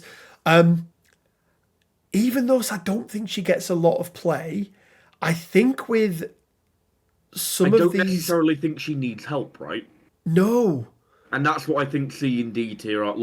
C needs a bit of help, D is dire straits, right? Yeah, and it needs a little bit of help or is just below the pecking order in terms of, you sat on the bench, right, whilst you're waiting for the real superheroes to have their turn. I think she's B tier. I think I made a comment about her when we told Cull Obsidian, being mediocre. And actually, when you read her card again... Yeah, this is a thing. I recently kind of rediscovered Black Swan, just rereading a card and going, oh yeah, I've forgotten about all this really good stuff she has. Yeah, and I'd say there's an argument that when we get onto the 5 threats, I'm not saying she's going to go up to A tier with a power gem, by the way, but move up from, wherever she ends up in B, somewhere further up. So it could be the difference from a mid B to a high B, or a mid B to an A. It all depends. But I think B tier Quinn. I think she's perfectly fine. Let me just check, because obviously we know about her team up card with. I believe that's the only card. That is the only one. Yeah, that is the only one. Cool, Quinn, and B is for Black Swan, her actual name according to AMG. I'm allowed to get away with that one because I'm mad about it. Do you want to talk about Eric? Do I have to? Blade has... He's trying to ice skate uphill, isn't he? Some MRFers always trying to ice skate uphill. I did like it when Wesley Snipes said it again. He did the thing. You could do the Leonardo. He did the thing. I found it very funny when he said, I'm the only Blade. There's only ever going to be one Blade. Especially seeing as that movie has been pushed and pushed and pushed, and probably, maybe Mahershala Ali's only MCU outing will be as a voiceover at the end of the Eternals movie. Oh yeah, they're doing all that stuff with Black Knight, right? Right? Yeah. Right? Yeah. Katana, fine. I mean, guaranteed bleed. Katana, decent. Yeah, guaranteed bleed, Pierce, Mystic sword. Is it a Mystic sword? Maybe I'm just going because I've watched the Blade movies. I haven't really read the Blade comics. It has some kind of like magic or enchantment or blessing on it at some point in comics, I'd guess. I don't remember because I don't remember Whistler ever casting some runes on there to this is like comics Blade. Like I'm Blade is one of those characters that confuses me a lot, like Emma Frost. In terms of, I can't remember whether he's English or not. I think the original Blade is English. Because, like, one of the few comic runs I've read, he was English and he was born in, like, Victorian London. So in my head, Blade's English. But I don't know how common a continuity that is within Marvel Comics. I mean, who knows? There's been that many retcons and rebirths and whatever. Oh, no, Rebirth is DC, isn't it? You know what? We're claiming him. We're having him. Yeah, do you know what? We're having him. But I want the Wesley Snipes version, and I now want Wesley Snipes to have to do a Dick Van Dyke-esque, really bad London accent for the rest of his life, not just as Blade. Like, he needs to adopt it. 4-3-4, 6 stamina, medium move. Those are, like, if you look at those stats in a vacuum, they're better than average, right? Perfectly fine, yeah. We've already talked about Katana, throwing glaives, fine. Like, bleeding or what? Why does every attack he has do bleed? Like, we spoke about this before, haven't we? It's like it's almost like a wasted thing. It's redundancy that doesn't actually do anything because this game isn't Shatterpoint. Yeah. Yeah, I mean, at least equally, if this game worked like Shatterpoint in terms of conditions, Strucker Hydra would be the best attrition list in the game. It would be, yeah. I mean, at least long fucking way. At least Knight of the Damphir, he gets to reroll all of his dice, right? It's so expensive though. Cost 4. Like, I know you get to reroll all your dice, but that's only if they've got bleed. It does get a medium advance off it as well. Whoop-de-doo, Dracula throws people. Yeah, Dracula's 5 threat. I know, but still. Half-blood physiology. We've just spoke about it with Agent Venom. It's the same thing. Oh, no, actually, no, it's not the same thing. He gets to perform a shake action. Now, it might seem like the same thing. Is the crystal thing. This is the crystal and the Scarlet Witch thing. So let's use Scarlet Witch as the example. There's 3 conditions you can't shake whilst within range 3 of her. One of them's Hex. Root. Might be Root. Judgment. Maybe, who knows? Agent Venom's wording is you just get to remove a condition. Blade may perform a shake action. Which, for all intents and purposes, has the same outcome, but in niche scenarios can be slightly different. So yeah, there we go. But it does mean stagger and everything else like that. You can just get rid of them. When he's defending against physical or mystic attacks, he can spend power and reroll any number of defense dice, including fails, which is quite nice. Vampiric immortality. End of his activation, you gain a power and remove a damage for every other character within 2, every other, not himself, that has the bleed special condition, including if they are dazed, because you don't remove conditions when a character is dazed. You only remove them once they've been flipped over to the other side.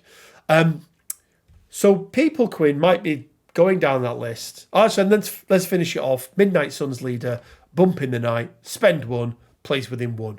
Amazing leadership. One of my favourite leaderships in the game. Amazing leadership.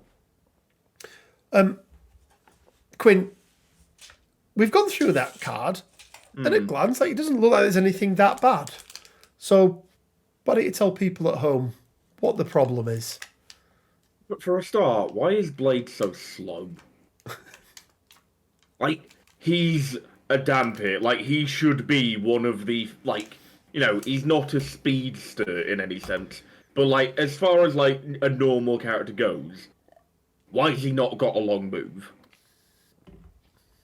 Like, let's be honest, he can keep up with a spider person. He's pretty good, isn't he? Weirdly, he is my next. This is how far behind in painting I am. He's the next on my painting block for painting up at the moment. My God, my blade was painted before yours. Yeah, I told you, didn't I painted up Loki 1 yesterday. Like, I'm a bit behind. But yeah, Blade just where's his mobility? Like, long move. I'd argue for a charge, honestly, because without a charge or something akin to it, he is like he has no mobility outside of his own affiliation, and he's in other affiliations. Lest we forget. Yeah. So he is in his current state. He is unplayable outside of Midnight Suns. I would argue that if he wasn't the leader, the would moment be Elsa unplayable. Bloodstone comes out, like you're never going to see Blade again until he gets fixed. Yeah. Also a character that I believe doesn't have access to any tactics cards. Nothing outside of just Midnight Suns cards. Yeah, which are not. Which is kind of the thing that happens with like 2 character boxes that introduce a new affiliation. Their card slots will typically be taken up by affiliated cards, not personal cards.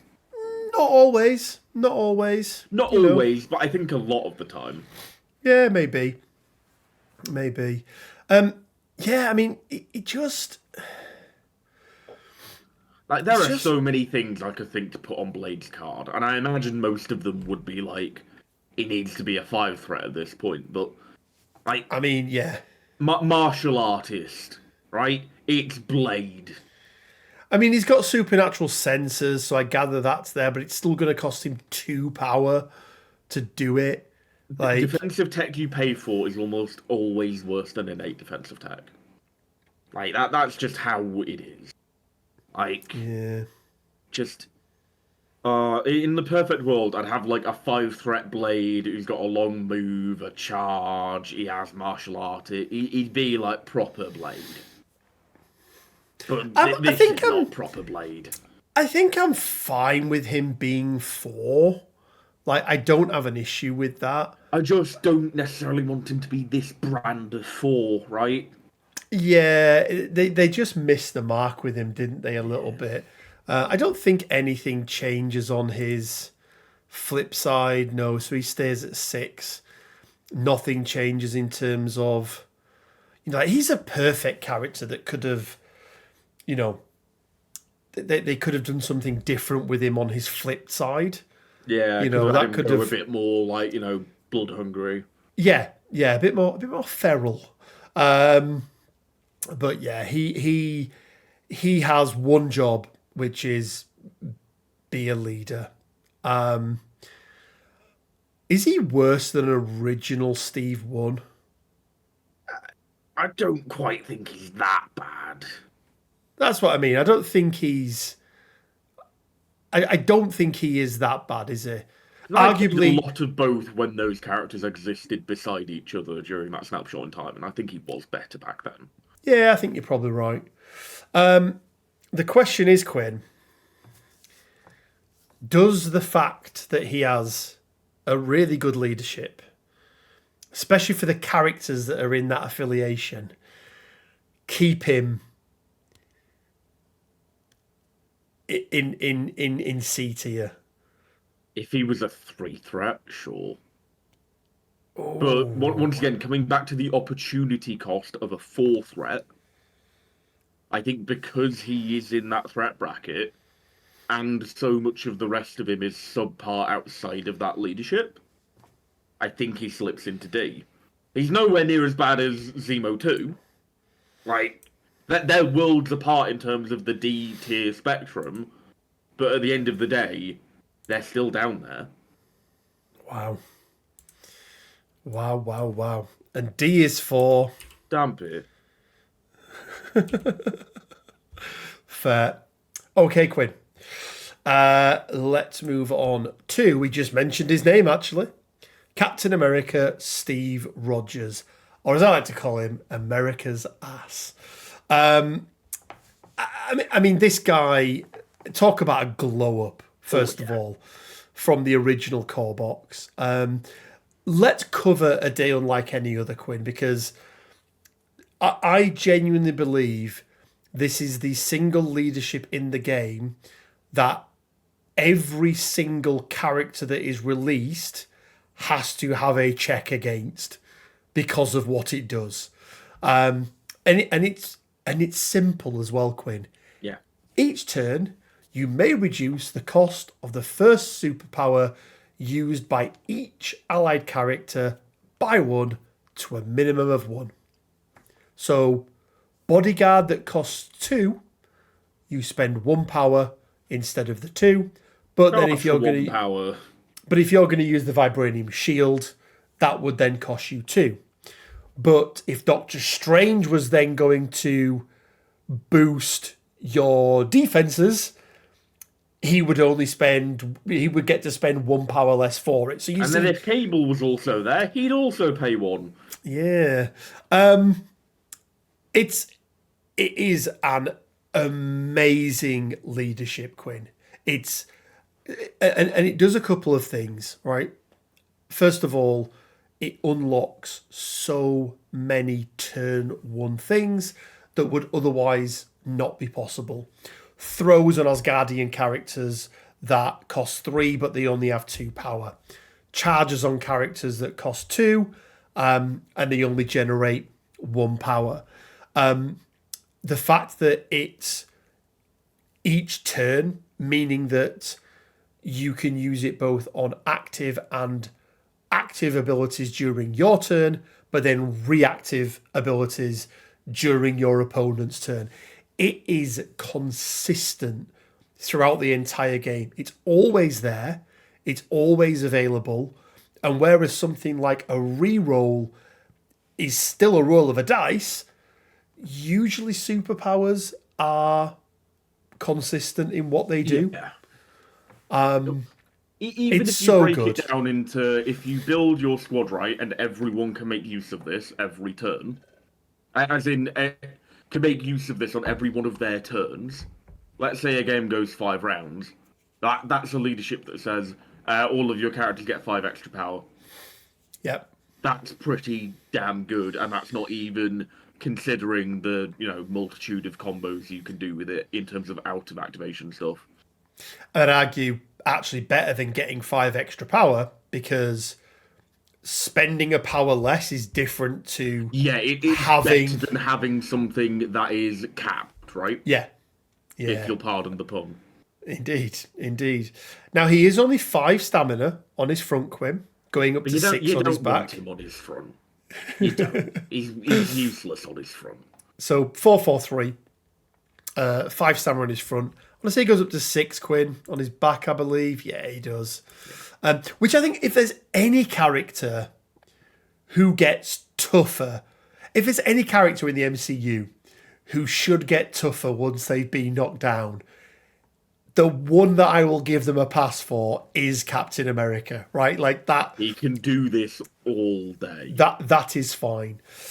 Strike. It's pretty much identical to what Black Panther has, right? It's a wild push, size 3. Yeah, it's a wild. It's a May, which is nice. It's situational. It means that you can choose it. Shield thrower is going to be his flat gainer. It's the better version of shield thrower, not the best version of shield thrower. Improved, not best. Right? it's 1.5, not 2.0, right? Yeah. Ricochet on a wild, ignores line of sight, ignores cover. Shield slam, 262. Yeah, I mean it's the same. It's so cheap. It's the same attack that Red Guardian has, but it costs 1 more. But he is a threat less. Guaranteed size 3 throw. He's just really good. Omnidirectional as well. If there is one word I think you can use to describe Steve, it's consistent. Oh, absolutely. He does his job and he does it well. I'd also like to highlight that because of how his leadership works and how it impacts the game overall, Shield Throw is a much better gainer than you might expect. Oh, absolutely. Because he doesn't need as much power. Exactly. One power turns on his entire kit for the first time you use it each turn. Yeah. And usually that would be a bodyguard, which you're probably then going to take some damage for, which means then gain power it's into your online mortals. to be able to do it again. Bodyguard, he's the OG bodyguard in the game. And the nice thing about this version of bodyguard is you're measuring from the character that's being attacked. You're not measuring from the character that is doing the attacking. It's like this, which is better for me personally. I prefer this because I feel like I'm in control of it, not my opponent. And then Vibranium Shield. On this side, he gets to add 2 dice to his defense roll. And then when we take a look at his rear side, he gets to Vibranium Shield. Oh, he still adds 2 dice, but then he gets... He rather than being like Colossus and Panther, where the ability changes, he just gets a new ability. He just gets, I can do this all day. So he adds blanks. But he had blanks across the board. Susceptible to energy, Quinn, worth saying. Susceptible to Mystic, you mean? Sorry, Mystic even. Very susceptible to Mystic, right? It can go down quite easily to that. But as a standalone character, he is... By no means the greatest, but as a standalone character, he is fine. With that leadership, he is really good. And he does now actually have not a bad card. Battle Plan. During Steve Rogers' activation, he may spend 3 power. Each allied character within 3 may choose one of the following effects. Remove a special condition, remove a damage, place within one of their current position. That's a really good card. Like, spend 3 power for that. It's pretty good. Spend 3 power, clear a stagger on someone, heal some others. Pretty good. It's not bad, is it? And I do like that they clarify on this card Steve Rogers and each allied character within 3, just so you know it does include him. Some of the older cards didn't have that wording on there, so credit where credit's due. AMG. The thing with Steve, Quinn, is he is the gift that keeps on giving, because Avengers have so many good characters in there, but they also have a huge amount of characters, which means if you do want to take splash characters in with Steve... It is so incredibly easy to do. It's very easy, because you've got Steve and Black Widow as 6 threat. Iron Man makes it 9. Fill your boots with 2, whatever you want to take. Or you just take all Avengers, because guess what? Hulk's in there, and Hulk doesn't mind paying 1 less for all the things he wants to do. Hulk is in there and Panther's in there. What more do you need to say? Absolutely. Cable as well is another great Avenger now. And we have to take into consideration the fact that his leadership is one of the best in the game, if not the best in the game. Like, it's dependent on a number of factors, but it can be. I think similarly to how Blade managed to scramble his way to the top of D by virtue of the fact that he has a good leadership, I think Steve manages to just be somewhere there, like sitting comfortably. He's time traveled back to go be with what's her face? Like, Peggy. He's hanging out in B. Yeah. I feel like he goes towards the top end of B, though. Yeah, he's hanging out with the voice of animated Lara Croft. Is that her? I think that's her, yeah. Oh, I did not know that. And B, Quinn, is for... Battle Plan. Nice. Okay, Quinn. From something old to something new. Captain America: First Avenger. This is the Steve Rogers from the new core box. Very different version of Steve. Similar stats, 443, 6'4", so he's got slightly better stamina. He's got a lot of on his teeth. Front. He's got a lot of teeth. Yeah. Actually, this guy has a really good shield bounce. Potentially. Hybrid between the strike and the throw, right?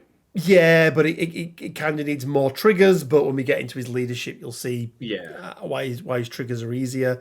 Brooklyn Brawler is not a bad attack. Dice equal to the target size. Not bad. Doesn't equate to good. And then the leadership, Earth's Mightiest Heroes. Once per turn, when an allied character is attacking during the modified dice step, if there are one or more hit results, so that's the triggering effect, is the attack and rolling a hit, you can spend 1 power, and then if you spend that power, you can change any other dice to any result. You can't change failures unless the character has the ability to modify their own failures, which is really... whenever I've played this version of Steve Quinn, I'm in there looking at characters who can maximize what they can do with that, right?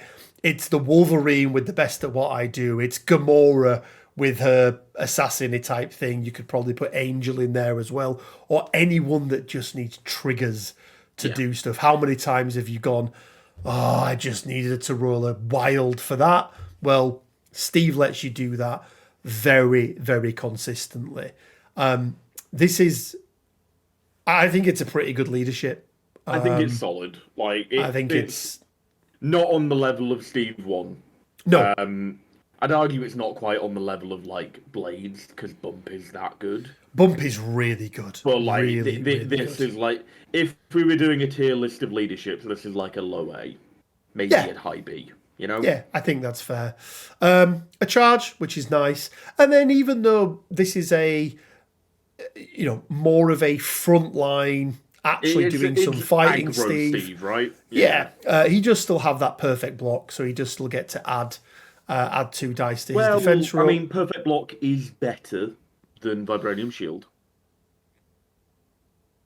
Because it's everything. Yeah. It is everything, yeah.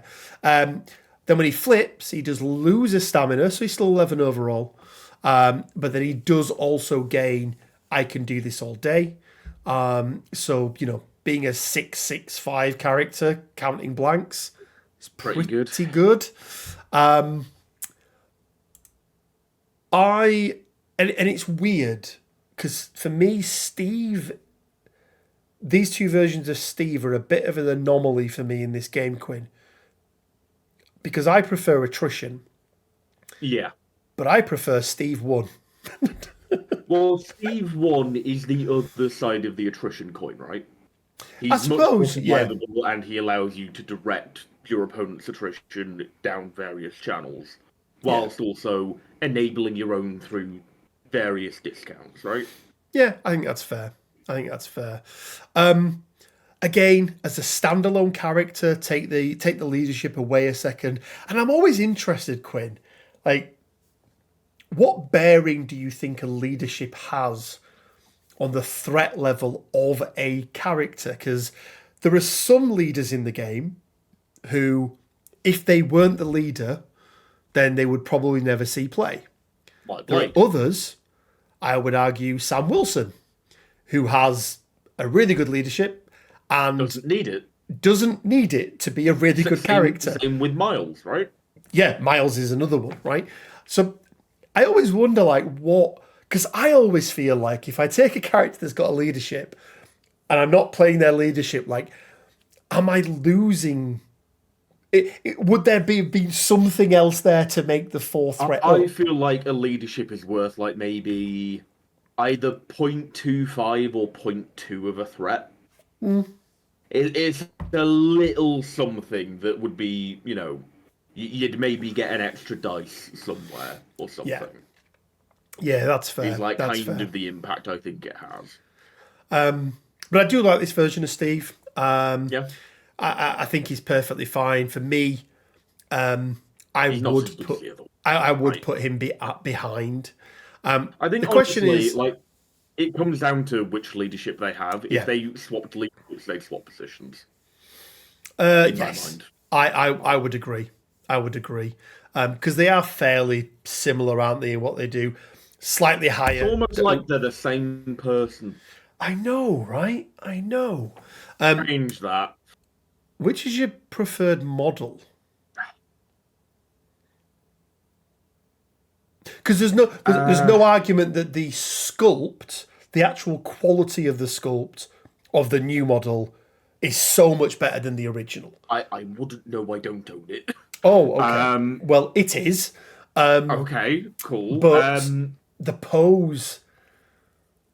I have converted a Steve one to be doing the punch with the shield in front, which is, Oh, I you think, have done, haven't you? it is much better than either option. Yeah. So So you've if we're converted taking- your Steve 1 to look like the other version of Steve Rogers. no, there's only two. Oh, okay, okay. My Steve one doesn't have any stupid scale mail on him. But I think because of the leadership.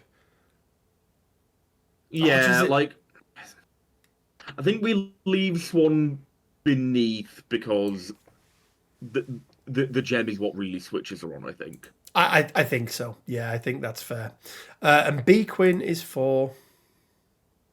Bloody hell, I've just done this. That's not what B is for. B is for Buttocks of America. The Buttocks of America. Excellent. Okay, Quinn. Another OG core box character. Another big glow up, I'd argue. Yeah, but I was going to say, but also another character that did have a glow up, even. Carol Danvers, aka Captain Marvel. This is the original core box version. 343, 6'6", I want to say, or is she a 6'5"? She is a 6'6". Strike, plain strike, nothing in there, right? Like it's like this is a She punches you in the face. What are you expecting? This is a 3-threat attack, really, by itself. But as we'll see, there's ways of boosting there are it. factors involved. Energy Blast is a great attack, Quinn. Guaranteed 1 power. Reroll any number, so even though it's only 4 dice, just being able to reroll gainer that is more consistent than the strike, I'd argue. Yeah, Pretty pretty nice. Rocket Punch, 3/7/3, Stagger on a Wild, perfectly fine. Binary Form, this is really when she pops. This is the meat and potatoes. Yeah, costs 4, but really you're only ever paying 3 for it, because guess who she's going to be with? Until the start of this character's next activation, it adds 2 dice to its attack and defense rolls. So she goes to a 5/6/5 with a 7 dice builder or a 6 dice builder. 6 dice gainer with full reroll suite. Yeah, or a 9 dice rocket punch, which again, I would argue 6 dice re-rolling any is arguably better than the rocket punch. If you're not fishing for a stagger, then it might actually end up better because it gains you power as well to then fund the next binary form. It does. This is really good, Quinn. Like you, so worth noting. There is no transform. Well, I was just going to say there is no transform. Right. Yeah. On this, it is just literally you get a token that's like you are. Even though the one on TTS does glow. It does glow. Yes. Doesn't work on. Doesn't work on what is it as you say, Quinn? Collisions. Dodge rolls. Which I think if she was made today, it would work on collisions. Oh yeah. Danvers special. We've seen it. It costs 3. But again, the best 4-threat throw, like. But again, Quinn, it's probably costing 1. It's probably costing 2. Well, depends on whether you're doing binary, right? That is fair. Yeah, that is fair. And then she's also got energy absorption. It's going to work in exactly the same way as Bishop's, but this is going to be just for energy attacks. But again, it's really nice. And then flight, and then immunity to incinerate and poison. So something extra there. Danvers does have a 5-threat version that in some situations is much better. I would actually say Danvers, this version of Danvers works better with Steve 1. The other version of Danvers works better. Like they came in specific core sets with each other. I know, right? She does have access to some cards. They're not worth really speaking about. On Patrol with is the card where when somebody picks up an objective token, Danvers and Spider-Woman get to move. And or Spider-Woman. It doesn't need both of them to play it. Yeah. But they both get to move, which is, is it 2 power, nice. I want to say? Costs 2 power. Yeah. Which, if it was 1 power and you could do it like immediately round 1, be great. Yeah. And then Overcharge. It's a Thor and Danvers. It's actually Thor, Danvers, and Tony Stark. Oh no, it's Thor or Danvers with Tony Stark. Yeah. It's an area 2 attack. It's there are only 2 good area attacks in the game that are on character cards. They're both going to show up in this list, and there's arguably 1 to 2 good tactic card ones. Yeah. And Cantu and maybe Claw. Yeah. Now this isn't an action. So I don't think this card takes an action. And it is a guaranteed 1 power after each attack. So the 5 that it you can effectively have this in a situation where the card maybe only costs 2 power to play. Because if you've got 3 characters within range, you're going to get to hit each of them once. It's also going to dish out shock. So it's not that it's a bad card. It's that it takes up one of your slots. And that's the problem.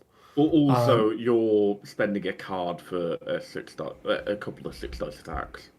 That's what I mean. It's not the best. It is not the best. She also has the not husband wife with War Machine. Oh yeah, because that gets used a lot. That's the card we want. I think Danvers is fine, Quinn, even with the glow up. I'd argue she's slightly less than fine just because she is so reliant on C1, I'd argue, personally. Yeah, but I would say in her given affiliation, in her under the right leader, I think she's absolutely fine. Like she's pretty solid. Like she does a good enough job. There are better 4-threat options that are in Avengers. Probably some that are out of Avengers that work better with Steve, but then you don't get access to the 1 card. But I think she's fine. Like, I think she does an okay job. She just suffers from original core box 1 character syndrome, right? Because unless you're Zemo, then you're generally suffering from that. I think she's bottom end of B. Yeah. I don't think you need to change anything on her. Like, is she better than Swan? I think she is more likely to see play than Swan, and therefore that bumps her up above Swan. So I think she's more likely to see play than Swan, but should she see more play than Swan? Is Swan one of those affiliations? I think yes, and I do think that is a factor that does come into it, right? That's fair. That is fair. And B is for Brie, the type of cheese. Yes. Okay, Quinn. Next up is going to be the second of our symbiotes on this list, but not the last. It is Cletus Cassidy, aka Carnage. A very interesting character, and a character that I get what they were going for, but having one energy and one mystic defense is just It's such a not liability. enough. Yeah.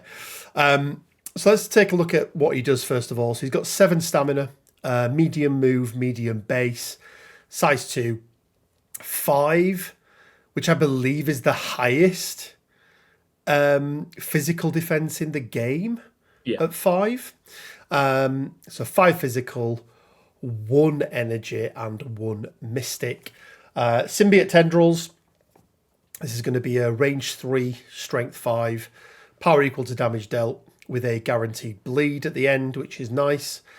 And then maximum carnage, which is going to be an area 2, costs 5. It's going to be 7 dice. Again, a guaranteed bleed. And then rampage. After each attack, deal 1 damage to each other enemy character within 2 of his character. It's a similar thing to what we see on Agent Venom. Sadistic Glee. During the next attack made by this character this turn, add 2 dice to its attack rolls. After each attack is resolved, if it contains any failures, you suffer a damage. It's just 1 flat. It's not multiple for multiple, but use once per turn. Paint the Town red, reactive, works almost identical to what we saw with X-23 in the previous video in terms of its timing. So you need to have the power available before this triggers, not after the attack. Alongside it, you need 5 to begin with. Yeah. But the thing here is that you get the short move. The triggering effect is obviously dazing or KOing an enemy character, but you get to remove all damage from yourself and then make a symbiote tendrils attack. Arch Nemesis, I don't think we've seen this one before, but his is Eddie Brock. This is something they tried and then stopped doing because it's very niche. But essentially, Eddie Brock, which is going to be Venom, this character may modify or reroll failure results and may reroll any number of attack dice. But at the start of this character's activation, if there is a non-dazed enemy, Eddie Brock within 3, the first thing you have to do is target that character with an attack, if possible. Does bypass stagger? Does bypass stagger, yes. Which is interesting. But stagger specifies that the first action you have to take is a shake. This bypasses it and makes your first action an attack, which then means that your second action is free to do whatever you like with. Whatever the hell you like with, yeah. Very niche. Like a game of Carnage versus Venom is, unlikely to happen in the modern game. Yeah, I mean, I'd favour Carnage if it ever did happen, but like... Yeah, so would I. And then Symbiotic Serial Killer. Whenever this character is attacking, the defending character does not add dice to its defense roll for crit results. So essentially, you don't explode crits. They do get to count them, but you don't get to explode them. And then isn't as good as the lack of modification from other symbiotes. Yeah, because it doesn't. Yeah. It gets around like brute dice. It doesn't get around tech. No, but I do feel like Carnage is reliant on brute dice. Yeah, but like he's bad. Let's be honest. He's just bad. So I really like the idea of this character, Quinn, but just like I say, the 2 big problems with this character are 1 energy, 1 mystic. I think if you were to do something with them or do something that made him reactive. Yeah. I think if there was a genuine reason to not attack him with those types, like he ran towards you and just ripped your face off. Yeah. Then there you go. That kind of fixes them. Get rid of Arch Nemesis. get rid of sadistic glee, Yeah. and just have a reactive slap you back. Yeah. But it has to be a symbiote tendrils, for example, not a maximum carnage. Or maybe you do. Maybe. You've got the power, why not? Right? It does bring a couple of cards, Quinn. We got Carnage rules, spend 4 power, choose an enemy character within 4, advance the chosen character towards Carnage, and then after the attack, Carnage gets to make a symbiote tendril. So it's essentially a one-off free attack with some displacement. And it's then expensive, though. It's very expensive. And then there will be Carnage. Carnage may spend any number of power to play this card. Choose one enemy character within 3 of Carnage. For each power spent, the chosen character... choose one enemy character for each power spent, and then basically give them root. It's actually not a bad card. Like, I'd like to, maybe size Ridge 4 would have been nice, but it's got a medium base. But it's not a bad card. It also doesn't feel like a card that necessarily fits with the character and what he wants to do. No, it really doesn't. I think, again, the big problem with him is because he's got a decent defense, but doesn't he go down to like something crazy? Oh no, he does. He just stay at 7, so he is a 7/7 with an ability to heal if he did. Because generally, if he's got the power, he will murder someone during his turn. Right, that's what he does. It depends on who he's next to. Well, yeah, there is that. Right. But yeah, not 5/1/1 is brutal. I think, yeah, you say giving him a reactive, because even with only 1 defense, energy and mystic, I feel like if he had a reactive, it would, as in a reactive clapback, most characters, unless they're dumping some power into a big spender or something like that, but even then, they are reliant on, let's say they're rolling 8 dice on a spender, they are reliant on getting 7 results at least to go through to take him down. To one-shot him, yes. But I think that there's a... I think, and this is probably something that happened in the playtesting with Carnage as the character, is I think there's an over-reliance on Paint the Town Red. Oh, absolutely. Like, let's be honest, if there aren't 3 threats near him, he's probably not getting it off. Yeah, that is If you fair. put, like, Bishop or Bill or even Panther next to him, he's probably not killing them. Yeah. Right. Yeah, he's just great idea, poorly executed. I feel like he is probably right now one of the characters in the game that needs... He may be the single biggest character in the game that needs the biggest overhaul in terms of what he does. Probably, yeah. Because I feel like it is a rework of everything that he has. Right. He's also a lovely model.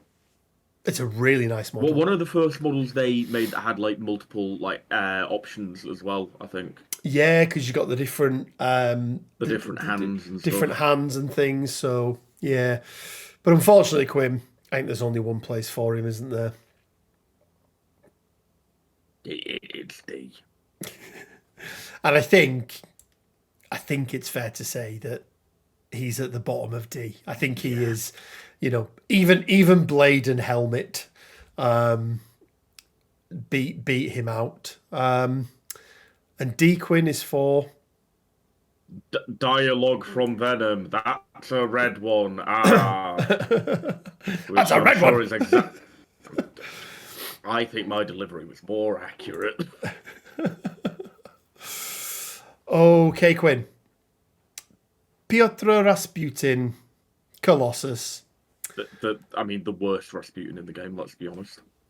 But not a bad Rasputin. Yeah. Not Just so bad. Magic is an absolute chab. Like, you remember the first time we played with this character, Quinn? And we played him with a medium move. And we went, oh my God. No, he didn't used to have. Yeah. And we were like, oh my God, he's so bad.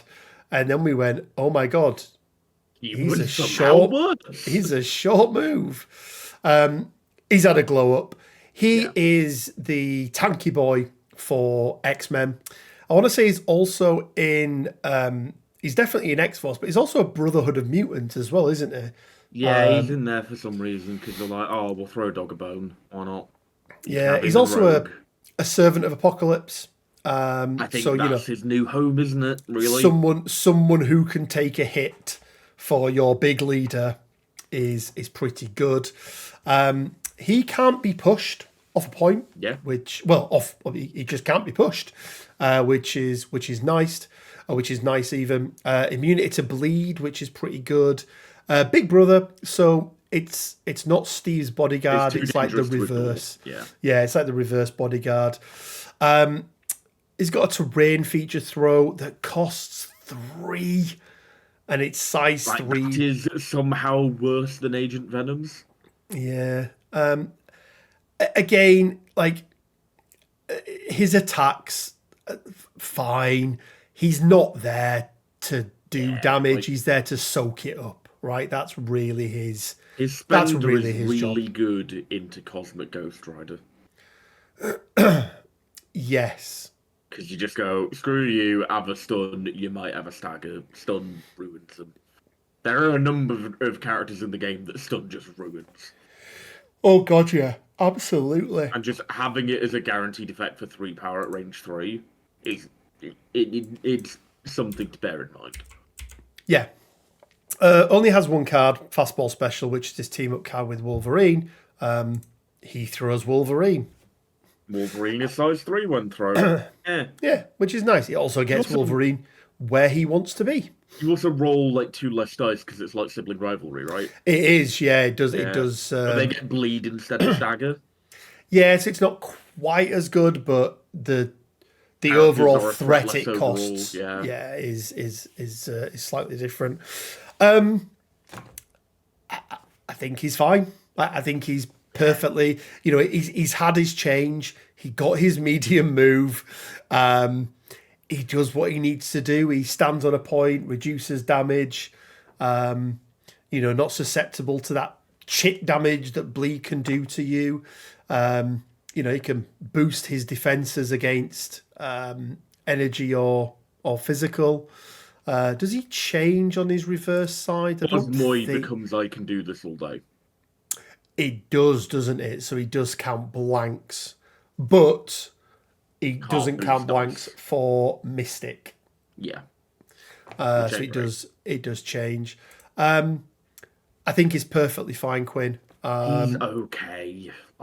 Like he's not in any way impressive. No, but But that doesn't mean he needs help, right? No. I think he's perfectly fine. I think he's in that B tier. I think Swan's better. I would argue she probably is. I think when you get to 4 threat, being a brick on its own isn't enough anymore, right? It's enough for some 3 threats. It's not enough for a 4 threat.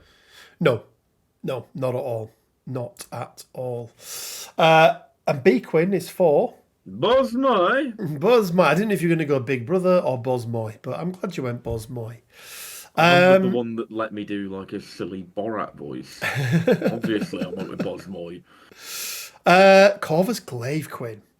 Now again, preface this with this is not got the gem. He doesn't have the time gem, so he's not as good as he could be. I always forget that he can take the time gem as well because that's what he wants. Yes. 3s across the board, 6 stamina, reduced damage by 1, medium base, medium move. His strike is nice. It's got a pierce on there. Atom Splitter is fine if you've murdered the person next to you and you've got an action left. Death Blow is really good. Yeah. Range 3, 7 dice, costs 4, so it's a lot, but it's a guaranteed medium advance, and on a wild block, it's also a flurry, allowing you to make a strike attack. You can choose the order of which you move, so you can move and attack, or attack then move, and the attack doesn't need to target the original character, which is nice. Glaive's Edge is pretty good. Add blanks. That means you're just counting extra results in there, which, Can't be added to the flurry, though, because it is an active, not a reactive. Can't be added to the flurry, absolutely. Husband of Proxima. So we saw this on Proxima's card. At the end of their activation, if they're within 3 and the other one hasn't activated, they spend a power, they get to activate. It's great for taking down a bigger target. It's great for maintaining priority in the game when you've murdered people. And then, as we mentioned, Gem Bearer of Reality, and apparently another one. So there's a few factors here, Quinn. Let's be honest, you're never playing him without reality. No. And I think without reality, he is... He's not bad. He's perfectly he's not fine. Good. But he's... Without reality, he's fine. Bottom of B, I'd say. Yeah, honestly. he's absolutely fine. He's got a couple... He'll fuck up a 3 threat for you. He will fuck up a 3 threat for you, yes, absolutely. He's got a couple of cards, Quinn, hasn't he? Execute, which again is reliant on Proxima Midnight, but if you're taking them to, this is staple to him. Basically, your opponent doesn't get to roll defense dice, which circumvents the dice not being able to be reduced to less than 1. And I think maybe the only example, Quinn, where it completely stops your opponent rolling defense dice. I think so. I want to say yes. He's also a leader, Quinn. Does he get extra points for his leadership? No, he doesn't. Alright, come on.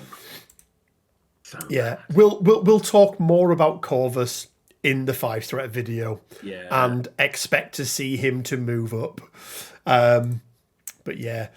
Okay, Quinn. Crimson Dynamo. Whoa. Oh, I do apologise, Quinn. And B is for... Bugger, I didn't have one. Better with a gem. There you go. That's your one alphabet out of the way for the video. I always get one, Quinn. I always get one. Okay, Quinn. Dimitri Bukharin next, aka Crimson Dynamo. This guy's ace. I'll let you talk about him, and then I'll eventually talk about how much I hate Disruption Field. Beam 4, Electric Blast, guaranteed 1 power, shock. It's real good. Homing Rockets, it's fine. It exists. He is the leader of Winter Guard. Winter Guard do have 2 parts to their leadership. People often forget. At the start of an allied character's activation, you can remove 1 special condition. And when you are contesting a secure objective, if you would be pushed, you roll a die. On a wild hit block, you're not pushed. So it's not quite 50%. It's like 38, something like that, but it's nice.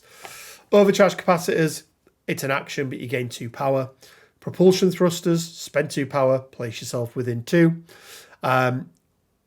Carborundum matrix alloy, reduce damage by 1. He's got flight. But Quinn mentioned disruption field.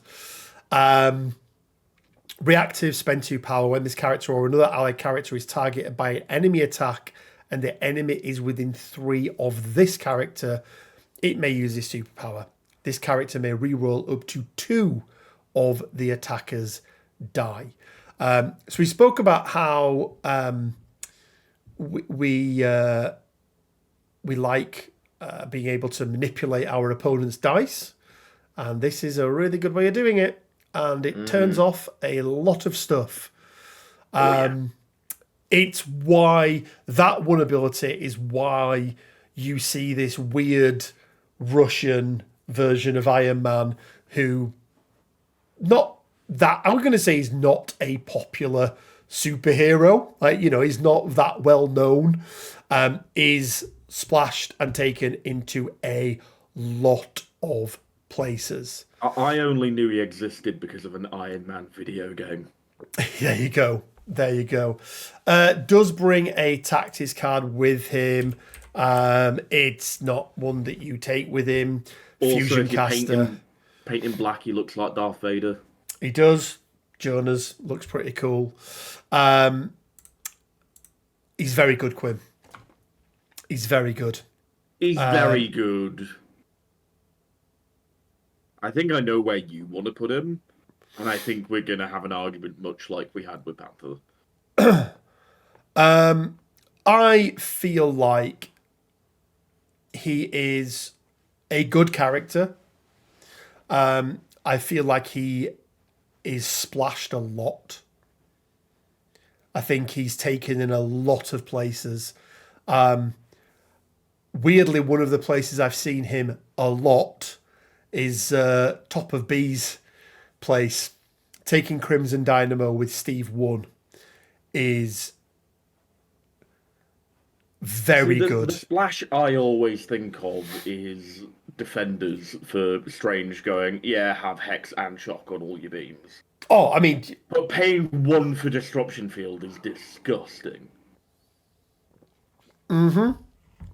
Oh, it's also not limited to once per turn either. Which is stupid. Yeah. So, what I will say is...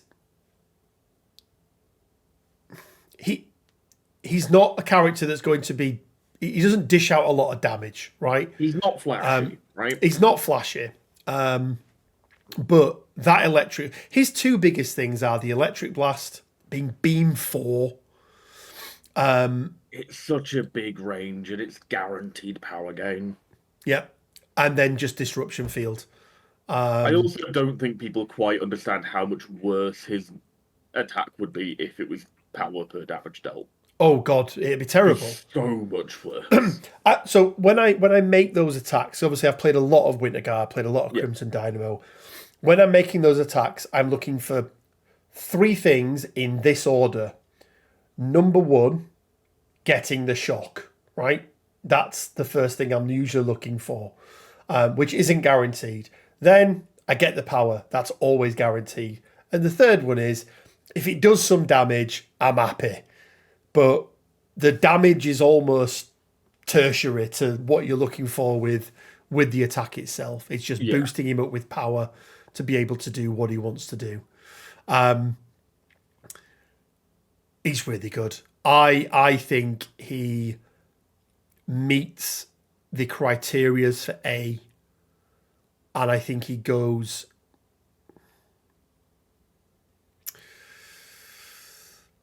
It's either side of Black Panther. I will grant you a seat in A tier, but I do not grant you the rank of Black Panther. I think that's fair. His splash ability, because you're not bringing a tactics card with him. His opportunity. He's also crisis dependent, I would argue. Oh, 100%. Yeah. Yeah. He's not a D map. On a D map. You can play Panther anywhere. Yeah. You can play Bill and Bishop anywhere. They don't really care. Yeah. Dynamo really cares. Yeah, that is absolutely fair. Absolutely fair. And what I will say is that if R&D still existed, I'd put him above Panther. Yes, because although I used to use him, everyone used to put the power onto him. I used to use it and give it to everybody else, but yeah. An Aquin is 4.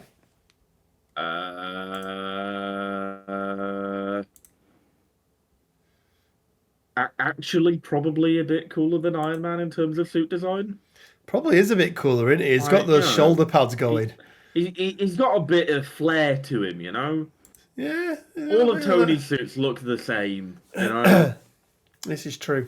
I like when he's got the big dome over him and a really tiny head. That's my favourite suit version of him. Yeah. Scott Summers up next, Quinn. Is this our first mutant? No. We've had a couple of mutants. Yeah, we've had 3 mutants. I was like, can't be our first mutant, surely. Scott Summers, aka Cyclops, glow up version of Cyclops, significantly better than his OG So much better. version. One of the big things was obviously the X-Men Blue affiliation turning into an actual leadership, which was nice. Optic Blast, it's pretty good. It's got a push and it's got a speed of sight.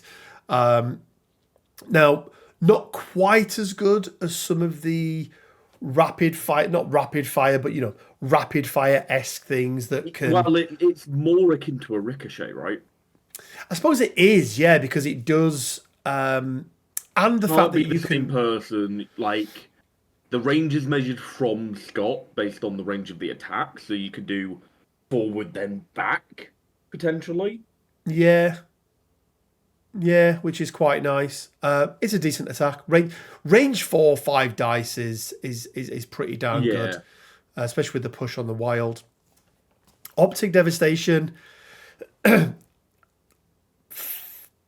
power for beam 5/7 dice isn't bad. It's not bad. It's not like incredible, but it's not bad. It's not bad. X-Men Blue. Basically, when an allied character deals damage with an attack, another allied character within 5 may gain a power.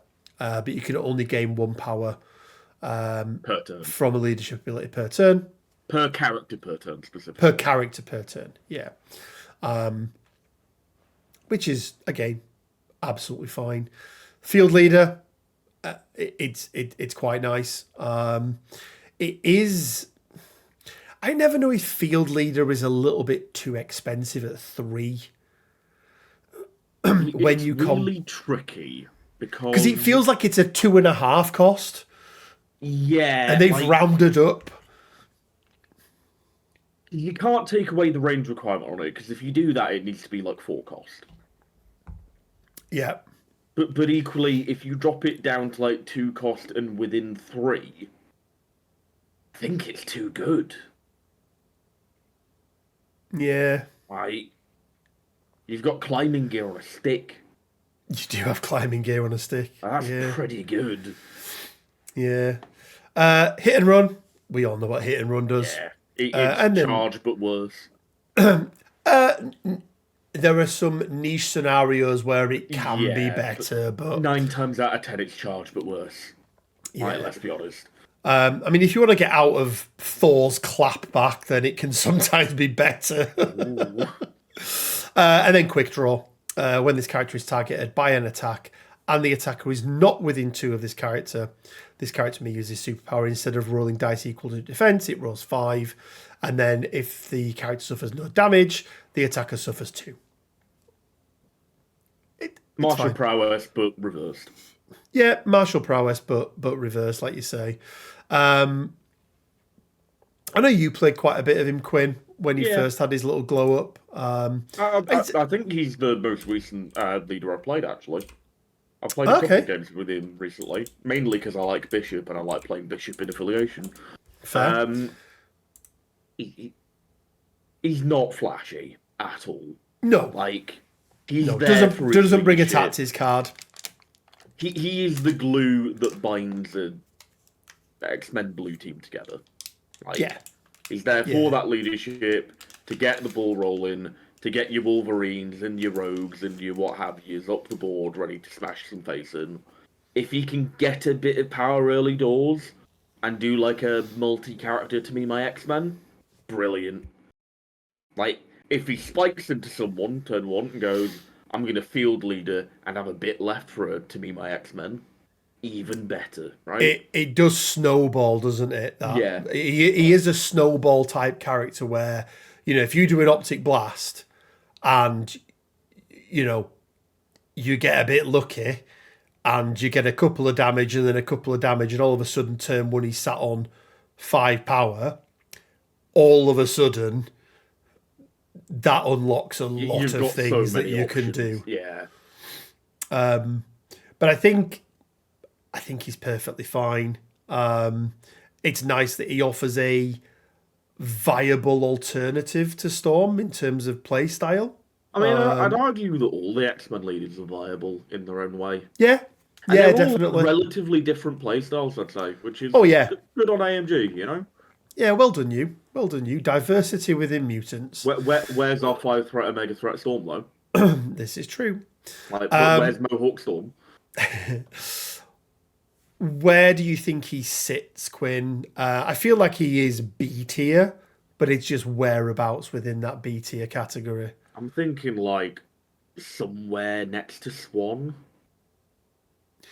The other side, like Danvers and Swan or Colossus and Swan? I think Danvers and Swan probably because of the leadership. I think that's fair. I like me some Scott. Doesn't Swan have like psychic powers? Yeah. Yeah, people with psychic powers think he's really hot for some reason. There you go. That's just like a thing, isn't it? There you go. That's all you needed. And B Quinn is for Binoculars. But it's kinetic. What?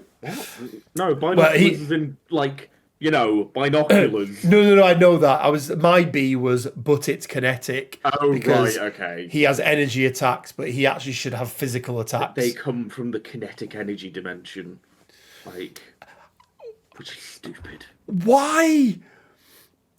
Because that wasn't always the case, and then somebody went. Do you know what would make Scott a lot cooler? You know how he shoots lasers from his eyes? Yeah.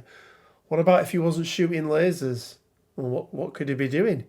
What about if his eyes were portals to an alternative dimension? A punch dimension.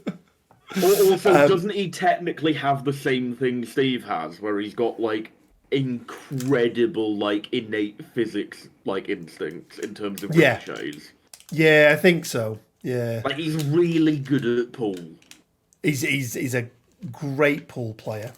Yeah, great pool player. I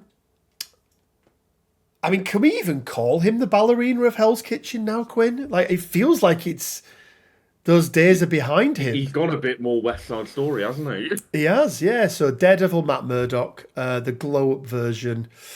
I really like this version of Daredevil, Quinn. Yeah, pretty good.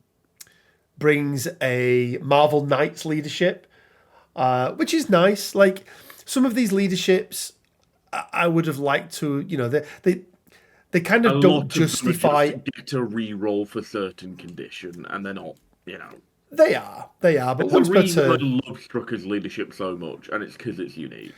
Because it's very different, yeah. Once per turn, an ally character may re-roll a number of its attack dice equal to the number of enemy characters within 2 of itself, including dazed characters as well, because again, it's not non-dazed. Strike, it's fine, dishes out stun. Bat and hook, ignores line of sight and stealth, which can be nice, especially if it's size 2 or less. You can then pull the character towards you. I refuse to say push. You get the pull trigger where you push them towards you. Yeah. There you go. Devil's Deliverance, it's an area 2.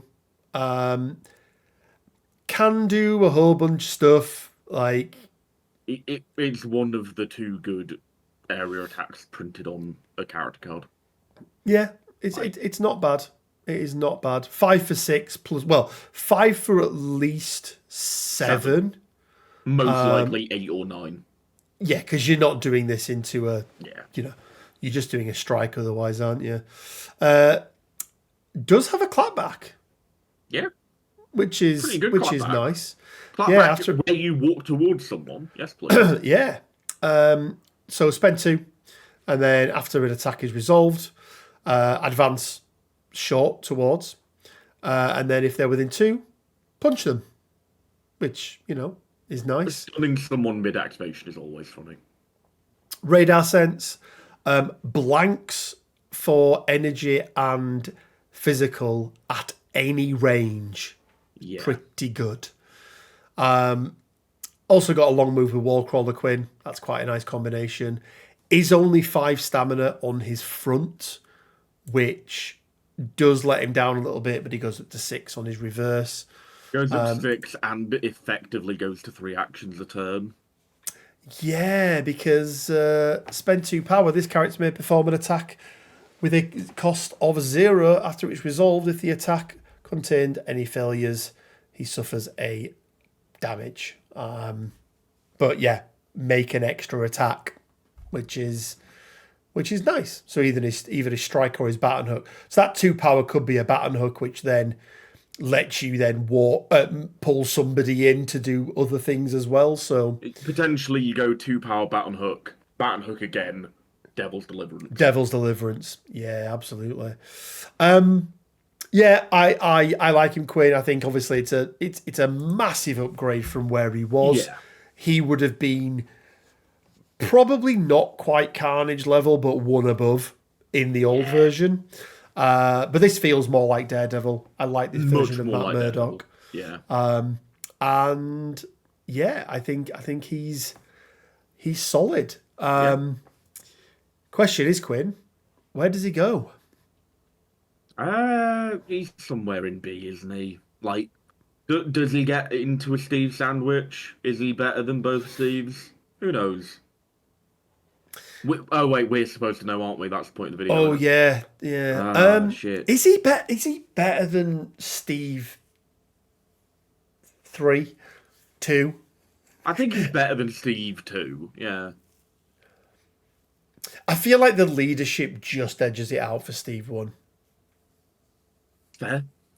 I'm fine with him being in a Steve sandwich. Like, you know. Also, he does get bonus points for having much better artwork now.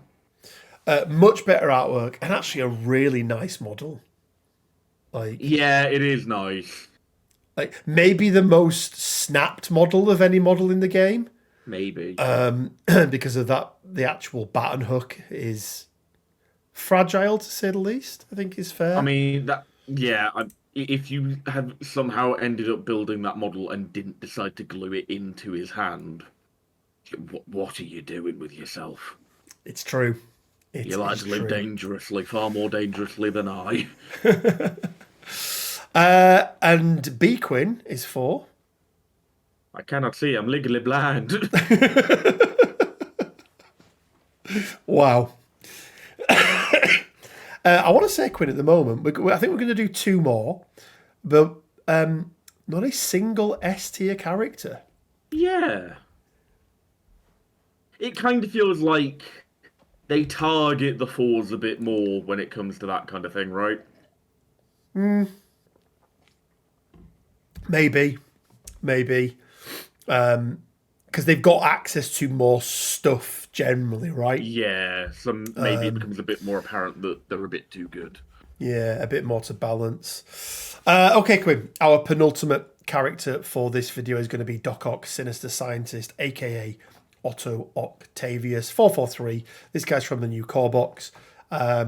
6 stamina on his front. I think he's 6 on the back as well.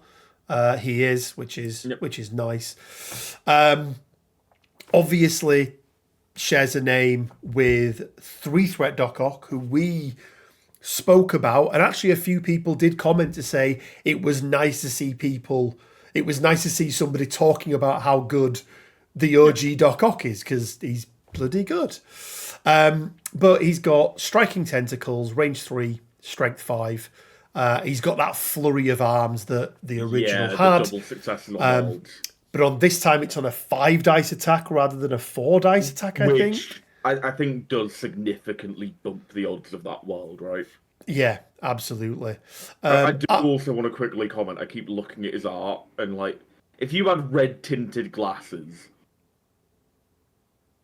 very easy cosplay. Like, you must own a coat like that, right? Oh, give over. My gut's not that big. I've lost weight. Arm Lasers 2.0. This is pretty good. If this gained power, it'd be incredible. Imagine if this was Dynamos, but with Incinerate. Oh. Because it is a dice less. It's the same beam size. Now, the reason why this doesn't generate power is because of scientific hubris. Because generating 2 would just be... Yeah, if you get lucky and generate 2 off of, like, all 3 attacks you're doing off this, like that. So I think it's fine because you're generally hitting at least 2, probably 3 with it. So I think it's fine. Well, you're not generating at least. You're generating like 1 at least. You'd hope. No, I was going to say no. You're probably targeting at least 2 or 3 characters with it. You were saying that you get 2 or 3 power off scientific. No, that's wishful thinking. No. Right, so you would hope that you get 1 or 2, right? Yeah. So, and then scientific breakthrough, 3, 7, 4. So it costs 4. If it deals damage, they gain bleed, poison, and shock. Pretty good into like a Hulk, right? Which feels brutal. Go on, shock, bleed, you're immune to poison, I don't care, I'm leaving now. Yeah. He is the leader of the Sinister Six. They did put it under the Spider Foes. It's fine. Like, it feels like it's a sub-affiliation anyway that would have never been its own, so I'm okay with that. They're the same group of people. They are the same group of people. Goal. Would you... Little tangent here, Quinn, because, we've not been talking for long. You know how with MESBG and Star Wars Legion and things like that, you've got the special legions where if you... The legendary legion. Yeah. Kind of vibe. Do you feel like they could have done something extra with this? Like, if you did take... I don't actually know if you can take the original Sinister Six. They do have a card. Yeah, they do have founding members, don't they? They did do something with it. It just wasn't very good. It just wasn't very good, yeah. Right. But once per turn, after an attack, target, and allied character resolved, if the character is not dazed, it gains a power. And then additionally, once per turn, when an allied character suffers damage from an enemy attack, after the attack is resolved, it may remove one of the following special conditions from itself: shock, slow, or incinerate.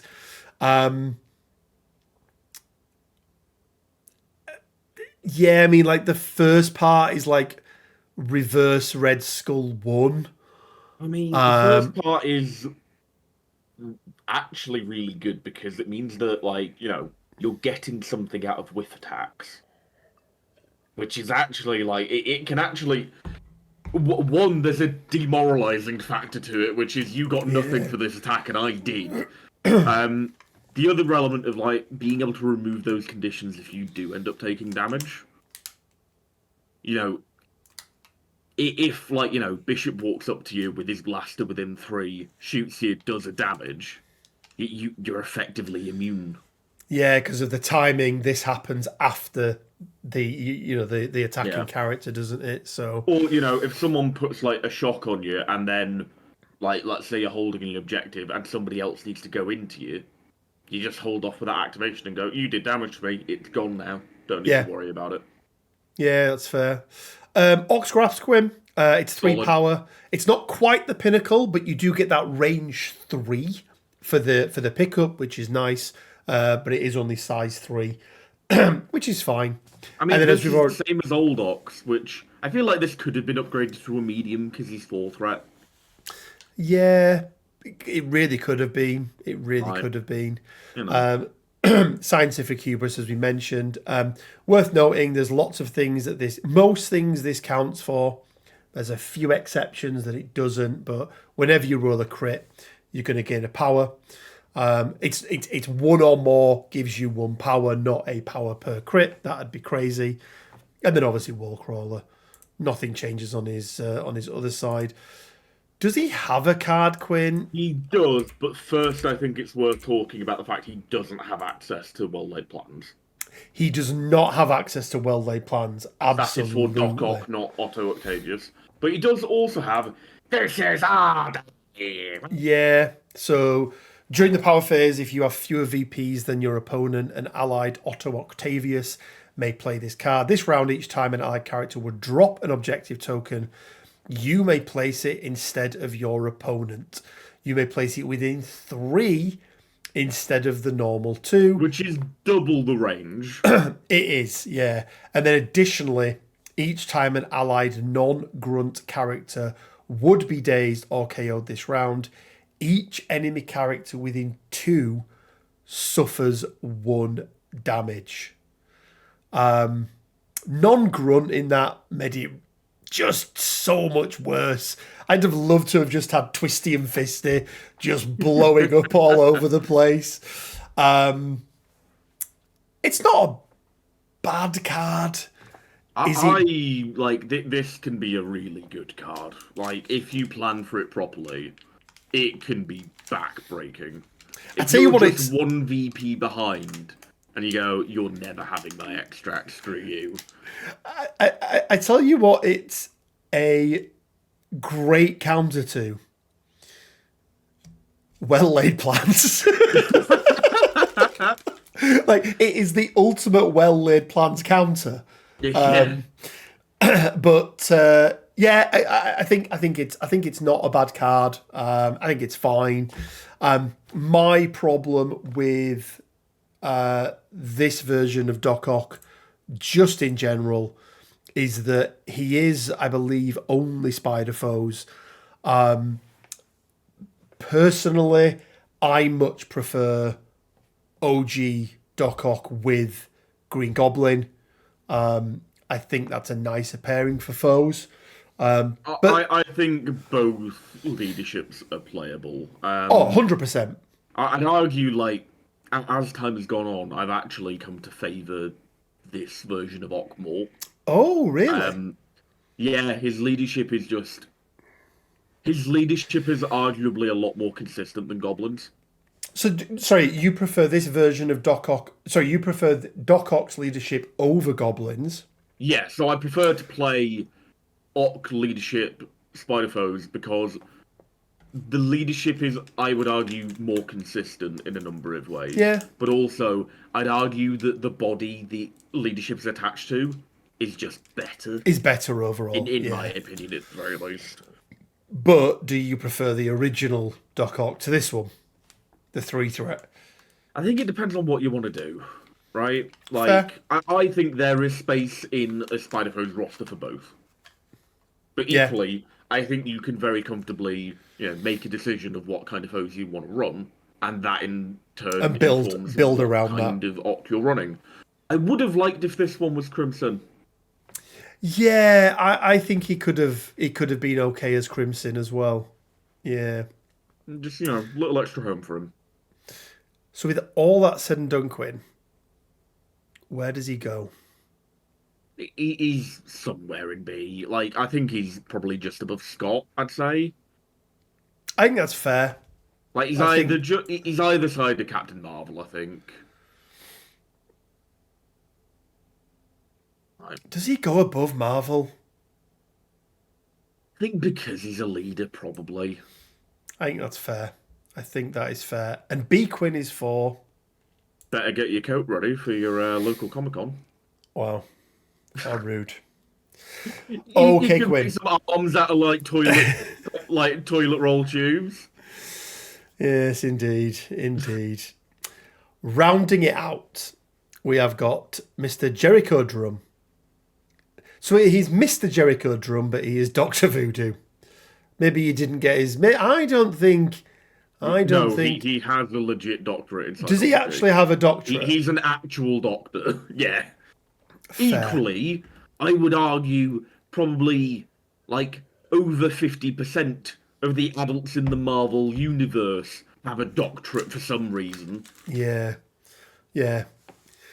Well, because they do experiments and then they go a bit mad, don't they, and stuff. Like, the whole thing about the difference between how Marvel and DC show that a character is smart. Go on. Right? In Marvel, a character will have 7 doctorates to show that they're smart. Okay. In DC, they'll have typically dropped out of high school and just do their own thing, which showcases how smart they are. And it's like, if you have 7 doctorates, do you know how long you've spent in academia? With superpowers. Exactly. Like, why are you wasting your time on this? You don't need a bit of paper to say, "Oh, I'm smart." Yeah.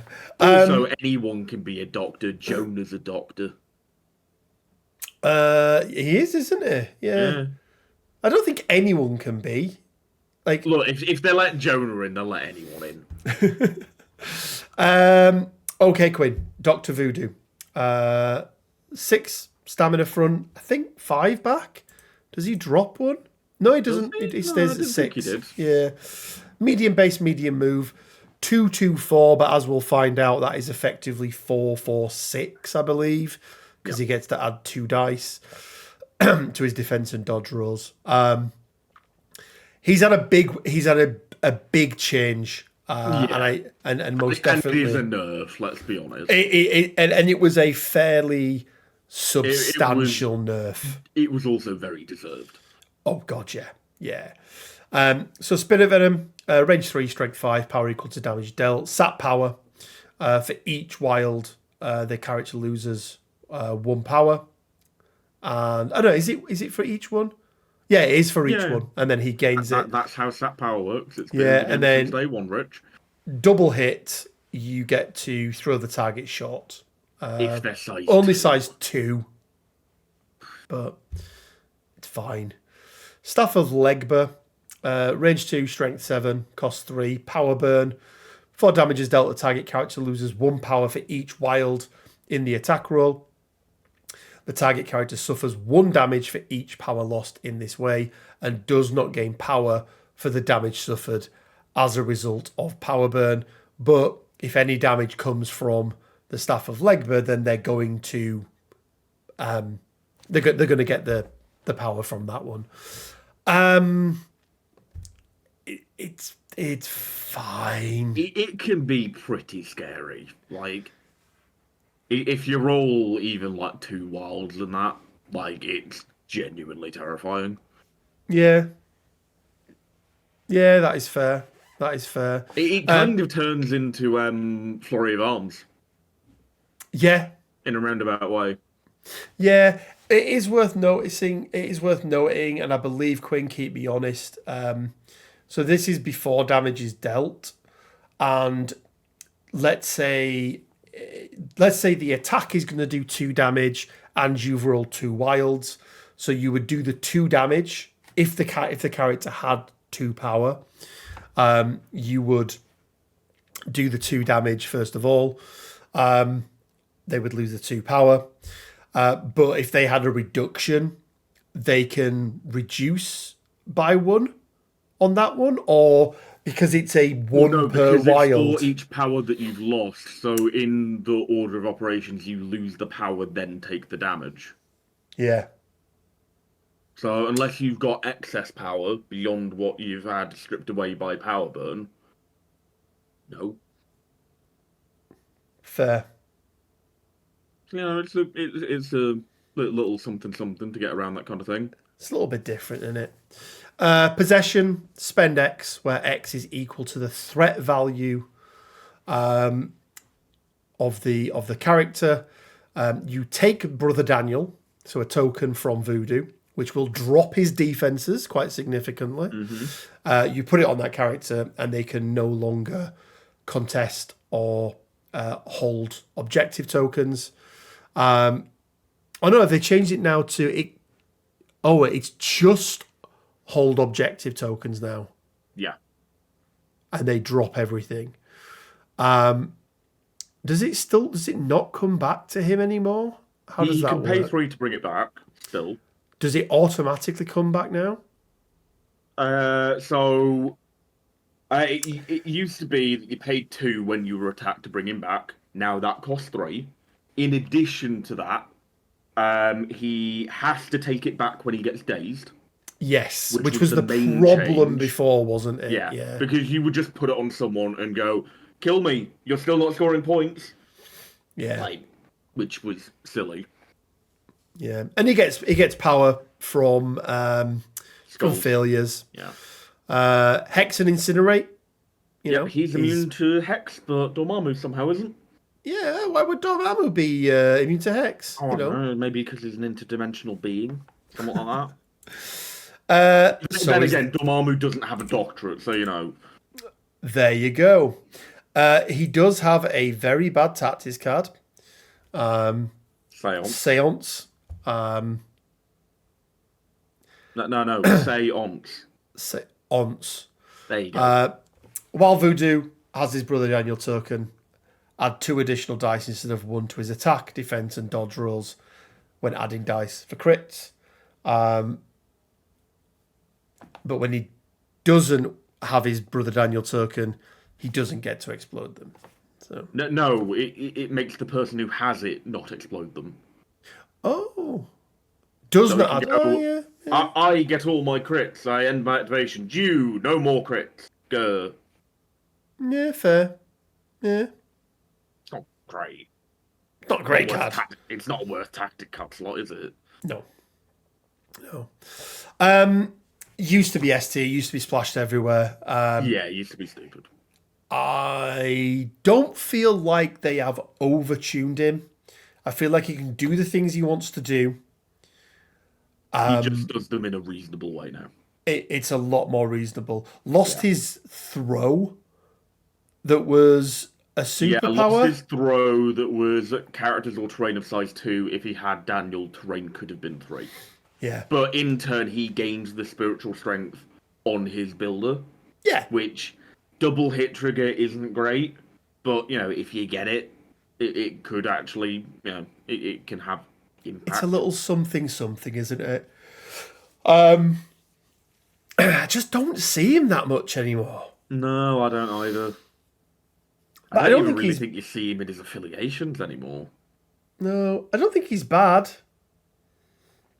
Like, and weirdly, Quinn, just to keep on point, he's actually the model that I'm currently painting up before Blade. That again, how far behind I am with like a little, put some little skulls on him there. We've put them on little pearls. I can definitely see that. But there we go. There we go. So I am painting him up at the moment. Yeah, he's a bit of a weird one, isn't he? Because I don't feel like they've overtuned him. Or I don't feel like they've over-nerfed him. Yeah. But then he seems to have disappeared.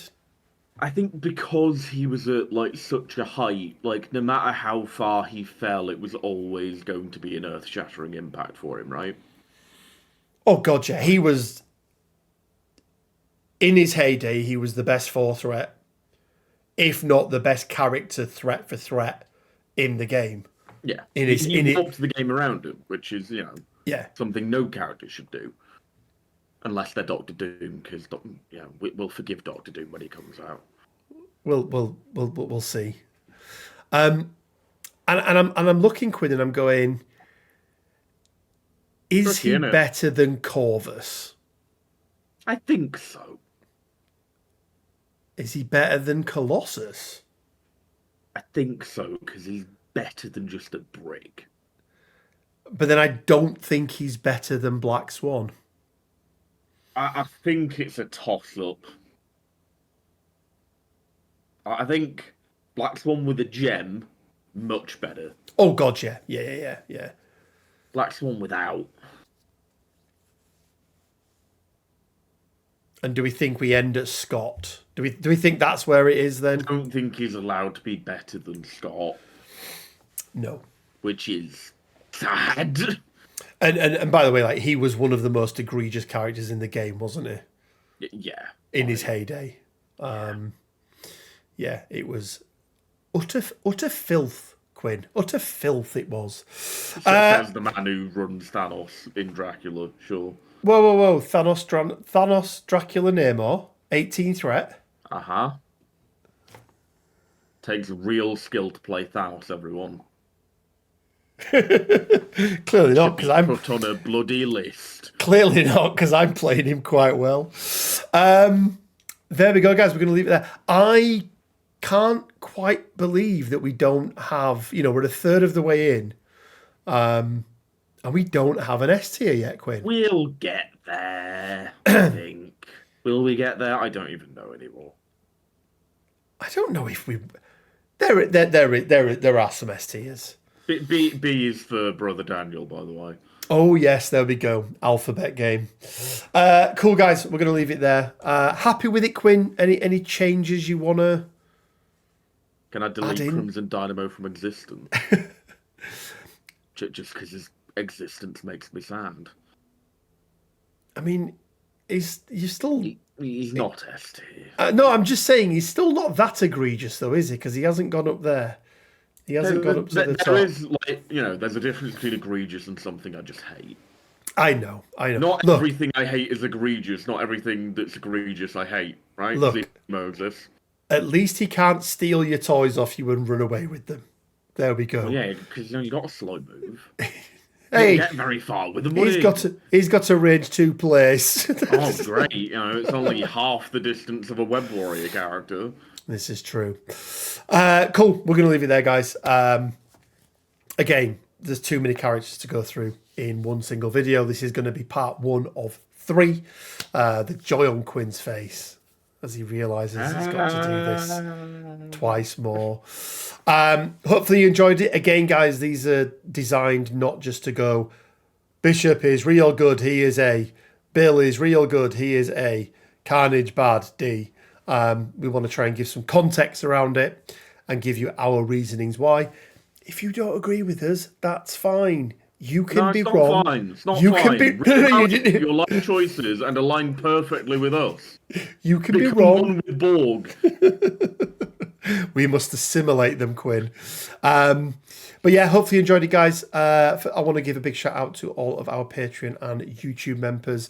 If you want to support us, you can do so from as little as £1 a month. There'll be a link down in the description below for Patreon, and just click that join button to become a YouTube member. But as always, you don't need to do either of those things. None of our content is ever behind a paywall, and any money that we do get from that does go directly back into the channel and help with the running of it. And speaking of helping with the running of the channel, a thank you to Leodis Games, the sponsor of the channel, making it that much easier to get everything that we need to get, and also giving us a space to run events and other such things.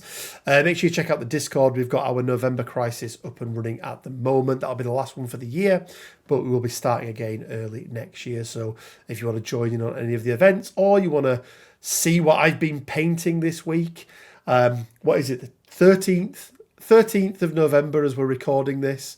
It's within the first 3 hours of the 13th of November, yes. And how many models have I painted, Quinn? 13 if we don't include Sandman's grunts. 3 in a million. That's the ones. So check out Discord, guys. Again, it'll be linked down in the description below. And as always, it leaves me just enough time to say stay well, keep safe, and until next time, bye for now. Nerf Web Warriors, even though we haven't had any yet. We have. He don't count. He's not got spider powers. He's not a Web Warrior.